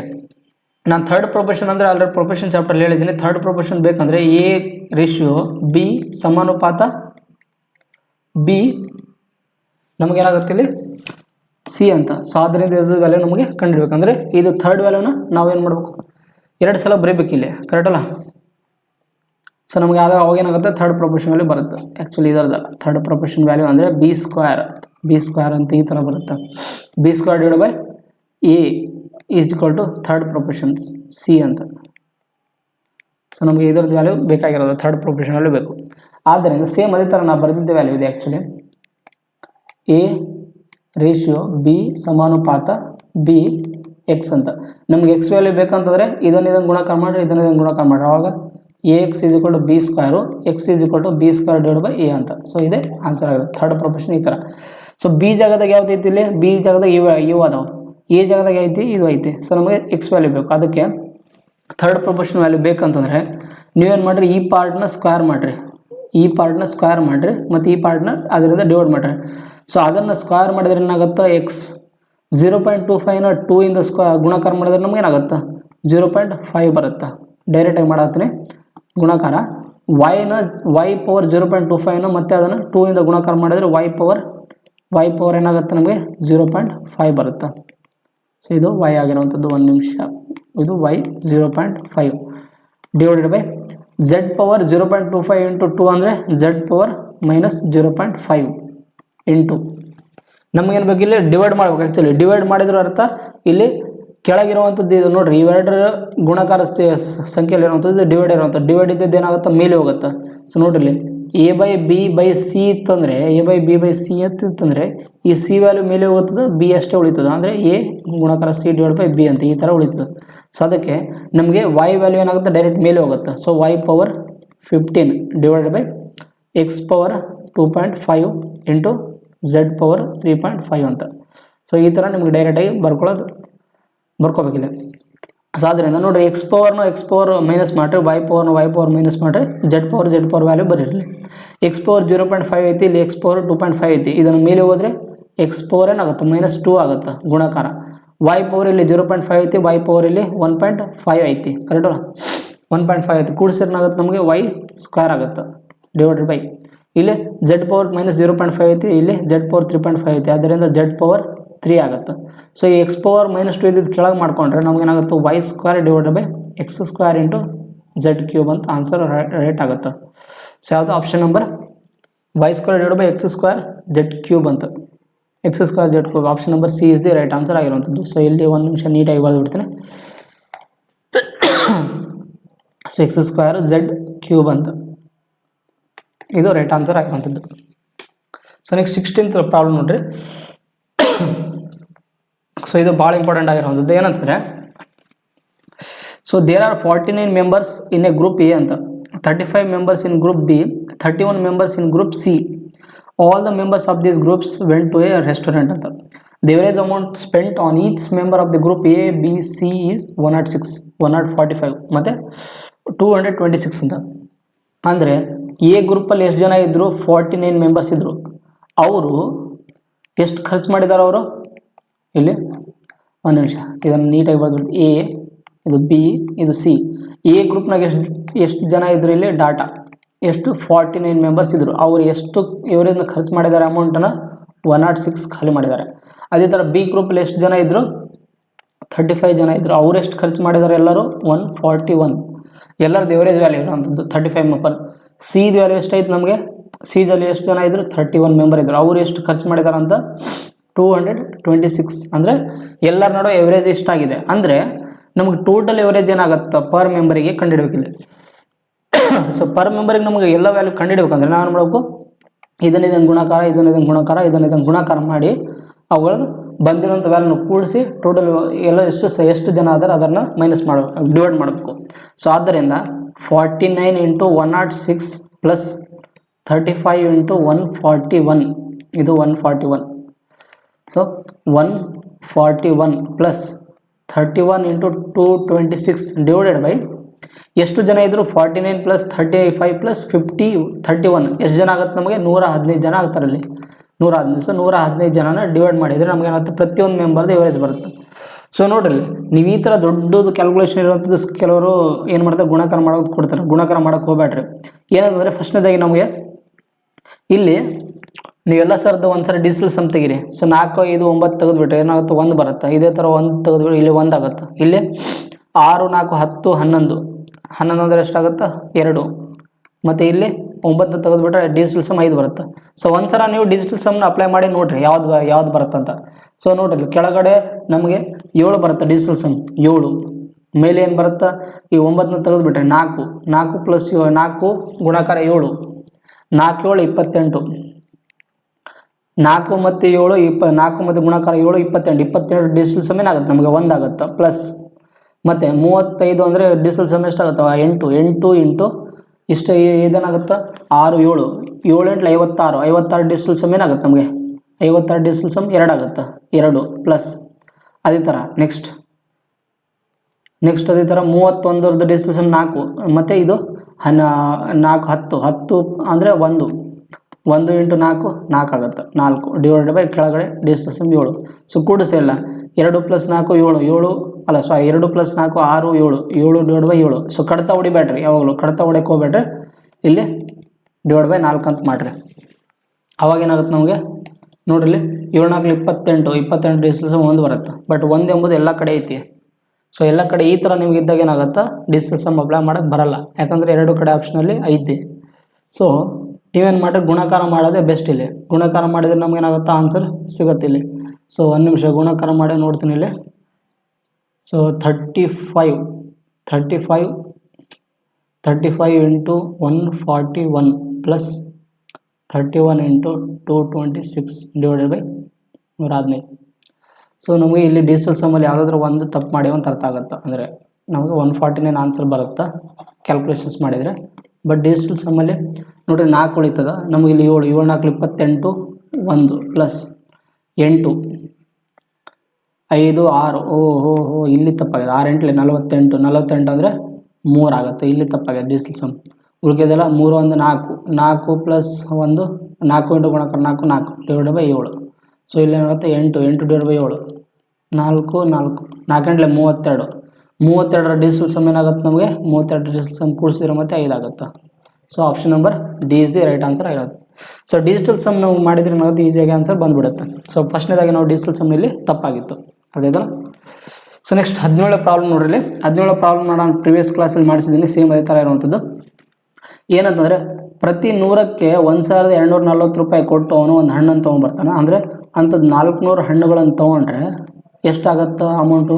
ಸೊ ಇಲ್ಲಿನೂ ಗುಣಾಕಾರ 4 ಮಾಡಿರಿ. ಏನಾಗುತ್ತೆ 4 4 16 ಒಂದು ಕೈಲ 4 8 9 4 4960. ಪ್ರತಿ 400 ಹಣ್ಣಿಗೆ ಅವನು ಎಷ್ಟು ಕೊಟ್ಟಾನಿಲ್ಲಿ 4900 ಕೊಟ್ಟಾನ 960 ರೂಪಾಯಿ. ಬಟ್ ಅವನಿಗೆ ಪ್ರಾಫಿಟ್ ಸಿಕ್ಕೈತಿ 940 ರೂಪಾಯಿ ಸಿಕ್ಕೈತಿ. ಆದ್ದರಿಂದ SP = ಪ್ರಾಫಿಟ್ ಪ್ಲಸ್ CP ಕರೆಕ್ಟಲ್ಲ, ಇದು CP ವ್ಯಾಲ್ಯೂ ಇದು. ಸೊ SP ವ್ಯಾಲ್ಯೂ ಏನು ಬರುತ್ತೆ ನಮಗೆ 940ರಲ್ಲಿ 4960 ಕೂಡಿಸ್ರಿ. ಸೊ 0 0 6 4 10 ಒಂದು ಕೈಲ 10 19 ಒಂದು ಕೈಲ 5900. ಅಂದರೆ ಸೇಮ್ ಪ್ರಾಬ್ಲಮ್ ಹೋದ ಕ್ಲಾಸಲ್ಲಿ ಮಾಡಿದ್ದು same to same exactly problem ಬಂದೈತಿ. ಸೊ ನಮಗೆ ಅದರ ಪರ್ ಡಜನ್ಗೆ ಎಷ್ಟು ಬರುತ್ತೆ ಕಂಡುಹಿಡಿಯಲಿ. ಸೊ ಅವನು 5,900 ರೂಪಾಯಿ ಎಷ್ಟರ ಮೇಲೆ ಮಾರಿದಾನೆ, ಎಷ್ಟು ಹಣ್ಣುಗಳ ಮೇಲೆ ಮಾರಿದಾನೆ, 400 ಹಣ್ಣುಗಳ ಮೇಲೆ ಮಾರಿದಾನೆ. ನಮಗೆ ಡಜನ್ ಲೆಕ್ಕ ಬೇಕಂದ್ರೆ ಗುಣಾಕಾರ 12 ಮಾಡಿರಲಿ. ಸೊ ಡಬಲ್ ಸೊನ್ನೆ ಕ್ಯಾನ್ಸಲ್ ಆಗಿ 4 1 4 3 ಆದ್ದರಿಂದ ಸೊ 59 ಇಂಟು 3 ಮಾಡಿದರೆ ನಮಗೇನಾಗುತ್ತೆ 177 ಇಸ್ ದಿ ರೈಟ್ ಆನ್ಸರ್ ಆಗಿರುವಂಥದ್ದು. Option number D is the right answer. So same exactly problem ಇರುವಂಥದ್ದು, ಏನು ಪ್ರಾಬ್ಲಮ್ ಇಲ್ಲ. ಸೊ ಇನ್ನೊಂದು ನೆಕ್ಸ್ಟ್ ಇರುವಂಥದ್ದು the population of the district is 3,84,000 ಅಂತ. ಅದರಲ್ಲಿ ಮೇಲ್ದು ಪಾಪ್ಯುಲೇಷನ್ 1,92,000 ಐತಿ. ಮತ್ತು 69% of the population is literate ಅಂತ. 53 males are literate. Then what percent of the females are literate ಅಂತ. ಅಂದರೆ ಇದನ್ನು ಅಲಿಗೇಷನ್ ಮೆಥಡಿಂದ ಮಾಡಿಬಿಟ್ರಿ. ಫಸ್ಟ್ನೇದಾಗಿ ನಮಗೆ ಇದು ಮೇಲು, ಇದು ಫೀಮೇಲ್ದು. ಸೊ ನಮಗೆ ಮೇಲ್ದು ಎಷ್ಟೈತಿ ಲಿಟ್ರೇಟ್ ಪಾಪ್ಯುಲೇಷನ್ದು 53% ಐತಿ. ಅದೇ ಥರ ಫೀಮೇಲ್ದು ನಮ್ಗೆ ಗೊತ್ತಿಲ್ಲ, ಅಂದರೆ ಎಕ್ಸ್ ನಮಗೆ ಫೀಮೇಲ್ ವ್ಯಾಲ್ಯೂ ಕಂಡುಹಿಡಿದಿರುತ್ತೆ. ಸೊ ಎಲ್ಲ ಮಂದಿದು ಟೋಟಲ್ ಪಾಪ್ಯುಲೇಷನ್ದು ಲಿಟ್ರೇಟ್ ಎಷ್ಟೈತಿ ಪರ್ಸೆಂಟೇಜ್ 69% ಡಿವೈಡೆಡ್ ಬೈ ಮೇಲ್ದು ಎಷ್ಟೈತಿ ಪಾಪ್ಯುಲೇಷನ್ ಇಲ್ಲಿ 1,92,000 ಮೇಲ್ದು ರೇಷಿಯೋ. ಟೋಟಲ್ ಎಷ್ಟೈತಿ ಇಲ್ಲಿ 3,84,000 ಐತಿ. ಅದರಲ್ಲಿ ಮೇಲ್ದು 1,92,000 ಆದರೆ ಇನ್ನು ಫೀಮೇಲ್ದು ಎಷ್ಟು ಉಳಿತದೆ 1,92,000 ಫೀಮೇಲ್ದು ಉಳಿತದೆ. ಆದ್ದರಿಂದ ಇಲ್ಲಿ 0 3 0 ಕ್ಯಾನ್ಸಲ್, ಇದು 1 ಇದು ಕ್ಯಾನ್ಸಲ್ ಆಗಿ 1:1 ಬರುತ್ತೆ. ಕರೆಕ್ಟಲ್ಲ, 1:1. ಸೊ ಈ 53ನ ಇದಕ್ಕೆ 1 ಗುಣಾಕಾರ ಮಾಡಿರಿ, ಈ ಎಕ್ಸ್ನ ಇದಕ್ಕೆ ಗುಣಾಕಾರ ಮಾಡಿರಿ, ಆನ್ಸರ್ ಬಂದುಬಿಡುತ್ತೆ. ಸೊ ಆದ್ದರಿಂದ 53 into 1 plus X into 1 divided by 2 is equal to 53 into 1 53 ಮತ್ತು ಇಲ್ಲೇನಾಯ್ತು 69 ಆಯ್ತಲ್ಲ ಇಸ್ ಈಕ್ವಲ್ ಟು 69% ಆಗುತ್ತೆ. ಇಲ್ಲಿ ಈ ಕಡೆ ಪರ್ಸೆಂಟೇಜ್ ಕ್ಯಾನ್ಸಲ್ ಆಗಿ ನಮ್ಗೆ ಏನಾಗುತ್ತೆ 69 ಅಷ್ಟೇ ಉಳಿತದೆ. ಸೊ ಆದ್ದರಿಂದ ಈ 2ನ 69 ಗುಣಾಕಾರ ಮಾಡಿರಿ 53 plus X is equal to 2 into 69 2 ಮತ್ತು 18 1 2 6 12 13. ಆದ್ದರಿಂದ 53ನ ಇದಕ್ಕೆ ಕೂಡಿಸ್ರಿ. ಸೊ ಎಷ್ಟಾಗುತ್ತೆ ನಮಗೆ 2 9 18 2 12 138 ಕರೆಕ್ಟಲ್ಲ, 138. ಸೊ 138ರಲ್ಲಿ ನಾವು 53ನ ಕೂಡಿಸಿದ್ರೆ 8 1 191 ಬರುತ್ತೆ. ಒಂದು ನಿಮಿಷ, ಇದು ಎಲ್ಲೋ ಮಿಸ್ಟೇಕ್ ಆಗಿರಬೇಕು. 53 into 1 plus X divide by 2. ಒಂದು ನಿಮಿಷ, ಕ್ವಶನ್ಸಲ್ಲಿ ಏನೋ ಇದಾಗಿದೆನಾ. So total literate 53% males. So correct ಐತೆ, ಏನು ಪ್ರಾಬ್ಲಮ್ ಇಲ್ಲ. ಸೊ ಆಮೇಲೆ ಇಲ್ಲಿ ಮೈನಸ್ ಮಾಡಿರಿ, ಎಕ್ಸ್ ಈಸ್ ಈಕ್ವಲ್ ಟು ಇಲ್ಲಿ ಎಕ್ಸ್ ಇದು ಎಕ್ಸ್ ವ್ಯಾಲ್ಯೂ. ಸೊ ಎಲ್ಲ ಕರೆಕ್ಟ್ ಐತಿ, ಏನು ಪ್ರಾಬ್ಲಮ್ ಇಲ್ಲ. ಸೊ ಆದ್ದರಿಂದ plus X is equal to 138 ಐತಿ. ಸೊ ನಮಗೆ ಎಕ್ಸ್ ವ್ಯಾಲ್ಯೂ ಬೇಕಂದ್ರೆ ಇದನ್ನು 53ನ ಆ ಕಡೆ ತೊಗೊಂಡೋಗ್ರಿ. 138ಅಲ್ಲಿ ಮೈನಸ್ 53ನ ಮೈನಸ್ ಮಾಡಿರಿ. ಸೊ ಆದ್ದರಿಂದ 8ರಲ್ಲಿ 3 ಕಳೆದ್ರೆ 5 ಮತ್ತು 13ರಲ್ಲಿ 5 ಕಳೆದ್ರೆ 85, ಅಂದರೆ 85% ಇದ್ದು ಫೀಮೇಲ್ ಲಿಟ್ರೇಟ್ ಆಗಿರ್ತಾರೆ. ಯಾವುದು option number B is the right answer ಆಗಿರುತ್ತೆ. ಸೊ ನಾನೇನಂದರೆ ಇಲ್ಲಿ 138ಅಲ್ಲಿ 53ನ ಮೈನಸ್ ಮಾಡೋದು ಬದಲು 138ಅಲ್ಲಿ 53ನ ಕೂಡಿಸಿದ್ರೆ 191 ಅಂತ ಹಿಂಗೆ ಲೆಕ್ಕ ಮಾಡೋದಿದ್ದೆ, ಅದಕ್ಕೆ ಸ್ವಲ್ಪ ಇದಾಗಿತ್ತು ಅಷ್ಟೇ, ಇಲ್ಲ ಪ್ಲಸ್ ಇದು ಮೈನಸ್ ಮಾಡಿದ್ರೆ ಬಂದುಬಿಡುತ್ತೆ answer. So next 19th problem. So ಏನಂತಂದರೆ ಇದು ರೇಟ್ ಆಫ್ ಇಂಟ್ರೆಸ್ಟು ಮತ್ತು ಕಂಪೌಂಡ್ ಇಂಟ್ರೆಸ್ಟ್ ಮಿಕ್ಸ್ ಆಗಿ ಒಂದು ಪ್ರಾಬ್ಲಮ್ ಕೊಟ್ಟಿದ್ದಾರೆ. ಏನಂತಂದರೆ 2 ವರ್ಷಗಳಲ್ಲಿ ಒಂದೇ ಬಡ್ಡಿ ದರದಲ್ಲಿ ಸರಳ ಬಡ್ಡಿ 42 ಮತ್ತು ಚಕ್ರ ಬಡ್ಡಿ 51 ಆಗಿದ್ದರೆ ಅಸಲು ಎಷ್ಟಿರ್ತಂತ. ಸೊ ನಮಗೆ ಅಸಲು ಎಷ್ಟೈತಿ ಗೊತ್ತಿಲ್ಲ, ಪಿ ವ್ಯಾಲ್ಯೂ. ಅದರಲ್ಲಿ ಸರಳ ಬಡ್ಡಿ ಏನಿರುತ್ತೆ ನಮಗೆ ಯಾವಾಗಲೂ ಈಕ್ವಲ್ ಇರುತ್ತೆ ಅಮೌಂಟು, ಕರೆಕ್ಟಲ್ಲ. ಸೊ 42 ಕೊಟ್ಟಿದ್ದಾನಂದರೆ 2 ವರ್ಷದಲ್ಲಿ 42 ಇದೆ, ಅಂದರೆ 1 ವರ್ಷದಲ್ಲಿ ಎಷ್ಟಾಗುತ್ತೆ ನಮಗೆ 21 ಅಮೌಂಟ್ ಆಗುತ್ತೆ, ಕರೆಕ್ಟಲ್ಲ. ಆದ್ದರಿಂದ ಇದು 21 ಇದು 21 ಸರಳ ಬಡ್ಡಿ ಇದು, ಯಾಕಂದರೆ ಸರಳ ಬಡ್ಡಿದ ವ್ಯಾಲ್ಯೂ ನಮಗೆ ಯಾವಾಗಲೂ ಈಕ್ವಲ್ ಇರುತ್ತೆ, ಕರೆಕ್ಟಲ್ಲ. ಸೊ ನಮಗೆ ಸರಳ ಬಡ್ಡಿದ ವ್ಯಾಲ್ಯೂ ಇದು ಸಿಂಪಲ್ ಇಂಟ್ರೆಸ್ಟ್ ವ್ಯಾಲ್ಯೂ ಇರುವಂಥದ್ದು. ಸೊ ನಿಮ್ಗೆ ಚಕ್ರ ಬಡ್ಡಿ ಬಂದಾಗಲೇ ನಾನು ಒಂದು ಹೇಳ್ತೀನಿ ಈ ಥರ ಹಿಂಗೆ ಮಾಡೋದಂತ. ಇದು ಫಸ್ಟ್ನೇದು ಟೇಬಲ್ ಯಾವುದು, ಫಸ್ಟ್ನೇದು ಕಾಲಮು ರೋ ಸರಳ ಬಡ್ಡಿ ಇರುವಂಥದ್ದು. ಆಮೇಲೆ ಚಕ್ರ ಬಡ್ಡಿ ಎಷ್ಟಿದೆ 51 ಅಂದಾನೆ. ಸೊ 42ಅಲ್ಲಿ 51 ಮೈನಸ್ ಮಾಡಿರಿ, ನಮಗೇನಾಗುತ್ತೆ ಡಿಫ್ರೆನ್ಸ್ ಬರುತ್ತೆ ವ್ಯಾಲ್ಯೂ. ಡಿಫ್ರೆನ್ಸ್ ಎಷ್ಟೈತಿ CI minus SI is equal to 51 minus 42 is equal to ಎಷ್ಟು 9, ಕರೆಕ್ಟಲ್ಲ. ಇದು 51 ಇದು 51 ಮೈನಸ್ 42, ಸೊ 9 ಡಿಫ್ರೆನ್ಸ್ 9. ಆದ್ದರಿಂದ ನಮಗೆ ಇಲ್ಲಿ ಸೆಕೆಂಡ್ ಇಯರ್ಗೆ ಆಯ್ತಂದರೆ ಇದ್ರ ಕೆಳಗೆ ಬರಬೇಕು, ಇಲ್ಲಿ 21 ಕೆಳಗೆ ಬರಬೇಕು ನಾವು. ಇಲ್ಲಿ ಇದರದ್ದು ವ್ಯಾಲ್ಯೂ ಇದು, ಇದರದ್ದು ವ್ಯಾಲ್ಯೂ ಇಲ್ಲಿ ಬರುತ್ತೆ, ಕರೆಕ್ಟಲ್ಲ. ಆದ್ದರಿಂದ ನಮಗೆ ರೇಟ್ ಆಫ್ ಇಂಟ್ರೆಸ್ಟ್ ವ್ಯಾಲ್ಯೂ ಏನೈತಿ ಗೊತ್ತಿಲ್ಲ ಇಲ್ಲಿ. ಸೊ ನೀವು ಇವೆಲ್ಲನೂ ಕೂಡಿಸಿದ್ರು ಕೂಡ ಮತ್ತೆ ಚಕ್ರ ಬಡ್ಡಿದ ವ್ಯಾಲ್ಯೂ 51 ಬರುತ್ತೆ. ಮತ್ತು ಸಿಂಪಲ್ ಇಂಟ್ರೆಸ್ಟ್ ವ್ಯಾಲ್ಯೂ ಬೇಕಂದರೆ ಇವೆರಡು ಫಸ್ಟ್ ವ್ಯಾಲ್ಯೂನು ಕೂಡಿಸಿದ್ರೆ ಸಿಂಪಲ್ ಇಂಟ್ರೆಸ್ಟ್ ವ್ಯಾಲ್ಯೂ ಬರುತ್ತೆ. ಆದ್ದರಿಂದ ರೇಟ್ ಆಫ್ ಇಂಟ್ರೆಸ್ಟ್ ಬೇಕಂದರೆ rate of interest is equal to ಈ 9ರ ವ್ಯಾಲ್ಯೂನ 21 ಡಿವೈಡ್ ಮಾಡಿ ಗುಣಾಕಾರ 100 ಮಾಡಿರಿ, ಅವಾಗ ಸಿಗುತ್ತೆ ನಮ್ಗೆ ಆನ್ಸರ್. ಏನಂತ 3 3 7. ಸೊ ಅದರಿಂದ 300 divide by 7 percentage value rate of interest value ಆಯಿತು. ಈ ರೇಟ್ ಆಫ್ ಇಂಟ್ರೆಸ್ಟ್ ವ್ಯಾಲ್ಯೂ ಬಂದಮೇಲೆ ನಮಗೆ ಎದ್ರದ್ದು ವ್ಯಾಲ್ಯೂ ಬೇಕು, ಈಗ ನಮಗೆ ಪ್ರಿನ್ಸಿಪಲ್ ವ್ಯಾಲ್ಯೂ ಬೇಕು. ಸೊ ಆದ್ದರಿಂದ principal into rate of interest value ಎಷ್ಟೈತಿ ನಮಗೆ 300 ಡಿವೈಡ್ ಬೈ 7. ಸೊ ನಿಮಗೆ ಇಲ್ಲೊಂದು ಫಾರ್ಮುಲಾ ಬರುತ್ತೆ, ಯಾವ ಟೈಪ್ ಅಂದರೆ ಬೇಕಿದ್ರೆ ಬರುತ್ತೆ ತೋರಿಸ್ತೀನಿ ನೋಡ್ರಿ. ಸೊ ಇಲ್ಲಿ ಸಿಂಪಲ್ ಇಂಟ್ರೆಸ್ಟು ಮತ್ತು ಕಂಪೌಂಡ್ ಇಂಟ್ರೆಸ್ಟ್ ಎರಡರದ್ದು ನೋಡುವ ಡಿಫ್ರೆನ್ಸ್ ಇರುವಂಥದ್ದು. So is equal to P into R divide by 100 whole square ಅಂತ ಈ ಥರ ಒಂದು ಫಾರ್ಮುಲಾ ಬರುತ್ತೆ. ಸೊ ನೀವು ಅದರ ಥ್ರೂ ಹಾಕಿದ್ರು ಕೂಡ ಬರುತ್ತೆ ನೋಡ್ರಿ. 9 ಇಸ್ ಈಕ್ವಲ್ ಟು ಡಿಫ್ರೆನ್ಸ್ ಇರೋದು 9, Pಗೆ ವ್ಯಾಲ್ಯೂ ಗೊತ್ತಿಲ್ಲ, R ವ್ಯಾಲ್ಯೂ ಏನೈತಿ 300 divide by 7 into 1 divide by 100 whole square. So ಇಲ್ಲಿ ಡಬಲ್ 0 ಕ್ಯಾನ್ಸಲ್ ಆಗುತ್ತೆ, ಮತ್ತು 3 9. ನೆಕ್ಸ್ಟ್ ಪೇಜಲ್ಲಿ ತೋರಿಸ್ತೀನಿ ನೋಡಿರಿ, ಇಲ್ಲಿ ಜಾಗ ಸಾಲಲ್ಲ. So 9 is equal to P into ನಮಗೇನಾಗಿತ್ತು 300 divide by 7 into 1/100 whole square. So ಇಲ್ಲಿ ಡಬಲ್ 0 ಕ್ಯಾನ್ಸಲ್ ಆಗಿ, so 9 is equal to 3 into 3 9 7 49. So ಅದರಿಂದ ಇಲ್ಲಿ 9 ಮತ್ತು ಕ್ಯಾನ್ಸಲ್ ಆಗಿ P is equal to 49 is the right answer ಆಗಿರುವಂಥದ್ದು. ಸೊ ನೀವು ಈ ಥರ ಮಾಡಿದ್ರೇನಾಗುತ್ತೆ, ನಿಮಗೆ ಆನ್ಸರ್ ಬಂದುಬಿಡುತ್ತೆ. ಅರ್ಥ ಆಯ್ತಲ್ಲ? ಸೊ ಇಷ್ಟು ನಮಗೆ ಆನ್ಸರ್ ಆಗಿರುವಂಥದ್ದು. ಇನ್ ಕೇಸ್ ನಿಮ್ಗೆ ಈ ಥರನೂ ಬರೆಯೋದು ಗೊತ್ತಿಲ್ಲಕಂದ್ರೆ ಡೈರೆಕ್ಟಾಗಿ ಇನ್ನೊಂದು ಟೈಪ್ ಮೆಥಡ್ ಮಾಡ್ಬೋದು ಇಲ್ಲಿ. ಸೊ ಈಗ ನೋಡ್ರಿ, ಒಂದು ನಿಮಿಷ ಈಗ ಲೋಡ್ ಆಗುತ್ತೆ. ಲಾಸ್ಟ್ ಒಂದು ಪ್ರಾಬ್ಲಮ್ ಇರೋದು ಮಾರ್ಯ ಬಂದುಬಿಡು. ಸೊ ಇಲ್ಲ ನಿಮ್ಗೆ ಈ ಥರ ಗೊತ್ತಾಗಲಿಕ್ಕಂದ್ರೆ ಇನ್ನೊಂದು ಟೈಪ್ ಮಾಡ್ಬೋದು. ಹೆಂಗಂದರೆ P into 300 divide by 7 is equal to 42. ಇದನ್ನು ಕೂಡ ಮಾಡ್ಬೋದು ನೀವು, ಕರೆಕ್ಟಲ್ಲ? ಇದನ್ನು ಮಾಡಿದರೆ ಡಿವೈಡ್ ಬೈ 2 ಮಾಡ್ಕೋಬೇಕು. ಇಲ್ಲಿ 21 ಮಾಡ್ಕೋಬೇಕಂದ್ರೆ ಕರೆಕ್ಟ್ ಆಗುತ್ತೆ. ಇದು 21, ಇದು 2 ವರ್ಷದ 47 ಇತ್ತು, ನಮಗೆ 1 ವರ್ಷದ ಅಂದರೆ 21 ಆಗುತ್ತೆ, ಕರೆಕ್ಟಲ್ಲ? ಆದ್ದರಿಂದ 3 7 21, ಮತ್ತು ಇಲ್ಲಿ 100 ಕೆಳಗೆ 100 ಬರ್ಕೋಬೇಕು. ಇಲ್ಲಿ ನಾನು ನಿಮಿಷ ಬರೆದು ಬಿಡ್ತೀನಿ ಅಂತ. P into 300 divide by 7 into 1/100 is equal to 21. So ಇಲ್ಲಿ ಡಬಲ್ 0 ಕ್ಯಾನ್ಸಲ್ ಆಗಿ 3 7 21. So P is equal to ಡೈರೆಕ್ಟಾಗಿ ನೀವು ಈ ಥರನೂ ಮಾಡ್ಬೋದು. ನಿಮ್ಗೆ ಇನ್ ಕೇಸ್ ಆ ಥರ ಫಾರ್ಮುಲಾ ಗೊತ್ತಿರಲಿಕ್ಕಂದ್ರೆ 1 ವರ್ಷದ ಲೆಕ್ಕ ಮಾಡ್ಬೋದು. ಸೊ ಯಾವುದು option number A is the right answer ಆಗಿರುವಂಥದ್ದು. ಸೊ ಇವತ್ತಿನ ಕ್ಲಾಸಿನ ಲಾಸ್ಟ್ ಪ್ರಾಬ್ಲಮ್ ಆಗಿರುವಂಥದ್ದು ನೋಡಿ. ಇಲ್ಲಿ ಏನಿದೆ, ಈ ಮೆಡಿಸಿನ್ 60% ಸಬ್ಸ್ಟೆನ್ಸ್ ಎಸ್ ಅಂತ, ಅಂದರೆ ಒಂದು 100% ವಸ್ತುಗಳದ ಅಂದರೆ ಅದರಲ್ಲಿ ಎಸ್ ವಸ್ತು ಮತ್ತು ಟಿ ವಸ್ತು ಏನು ಮಾಡೋದನ್ನು ಖರೀದಿ ಮಾಡಿದ್ದಾನೆ, ಕರೆಕ್ಟಲ್ಲ? ಎಸ್ ವಸ್ತು 60% ಐತಿ ಅಂದರೆ ಟಿ ವಸ್ತು ಎಷ್ಟೈತಿ 40% ಐತಿ ಅಂತ ಕೊಟ್ಟಿದ್ದಾನೆ ಇಲ್ಲಿ. ಸೊ ಎಸ್ ವಸ್ತು ಏನಾಗೈತಿ, ಎಲ್ಲಿಂದ ಎಲ್ಲಿ ಇನ್ಕ್ರೀಸ್ ಐತಿ, 30 ಇದ್ದಿದ್ದು 40ಗೆ ಇನ್ಕ್ರೀಸ್ ಆಗೈತಿ, ಮತ್ತು ಟಿ ವಸ್ತು 30 ಇದ್ದಿದ್ದು ಏನಾಗೈತಿ 20 ಡಿಕ್ರೀಸ್ ಆಗೈತಿ.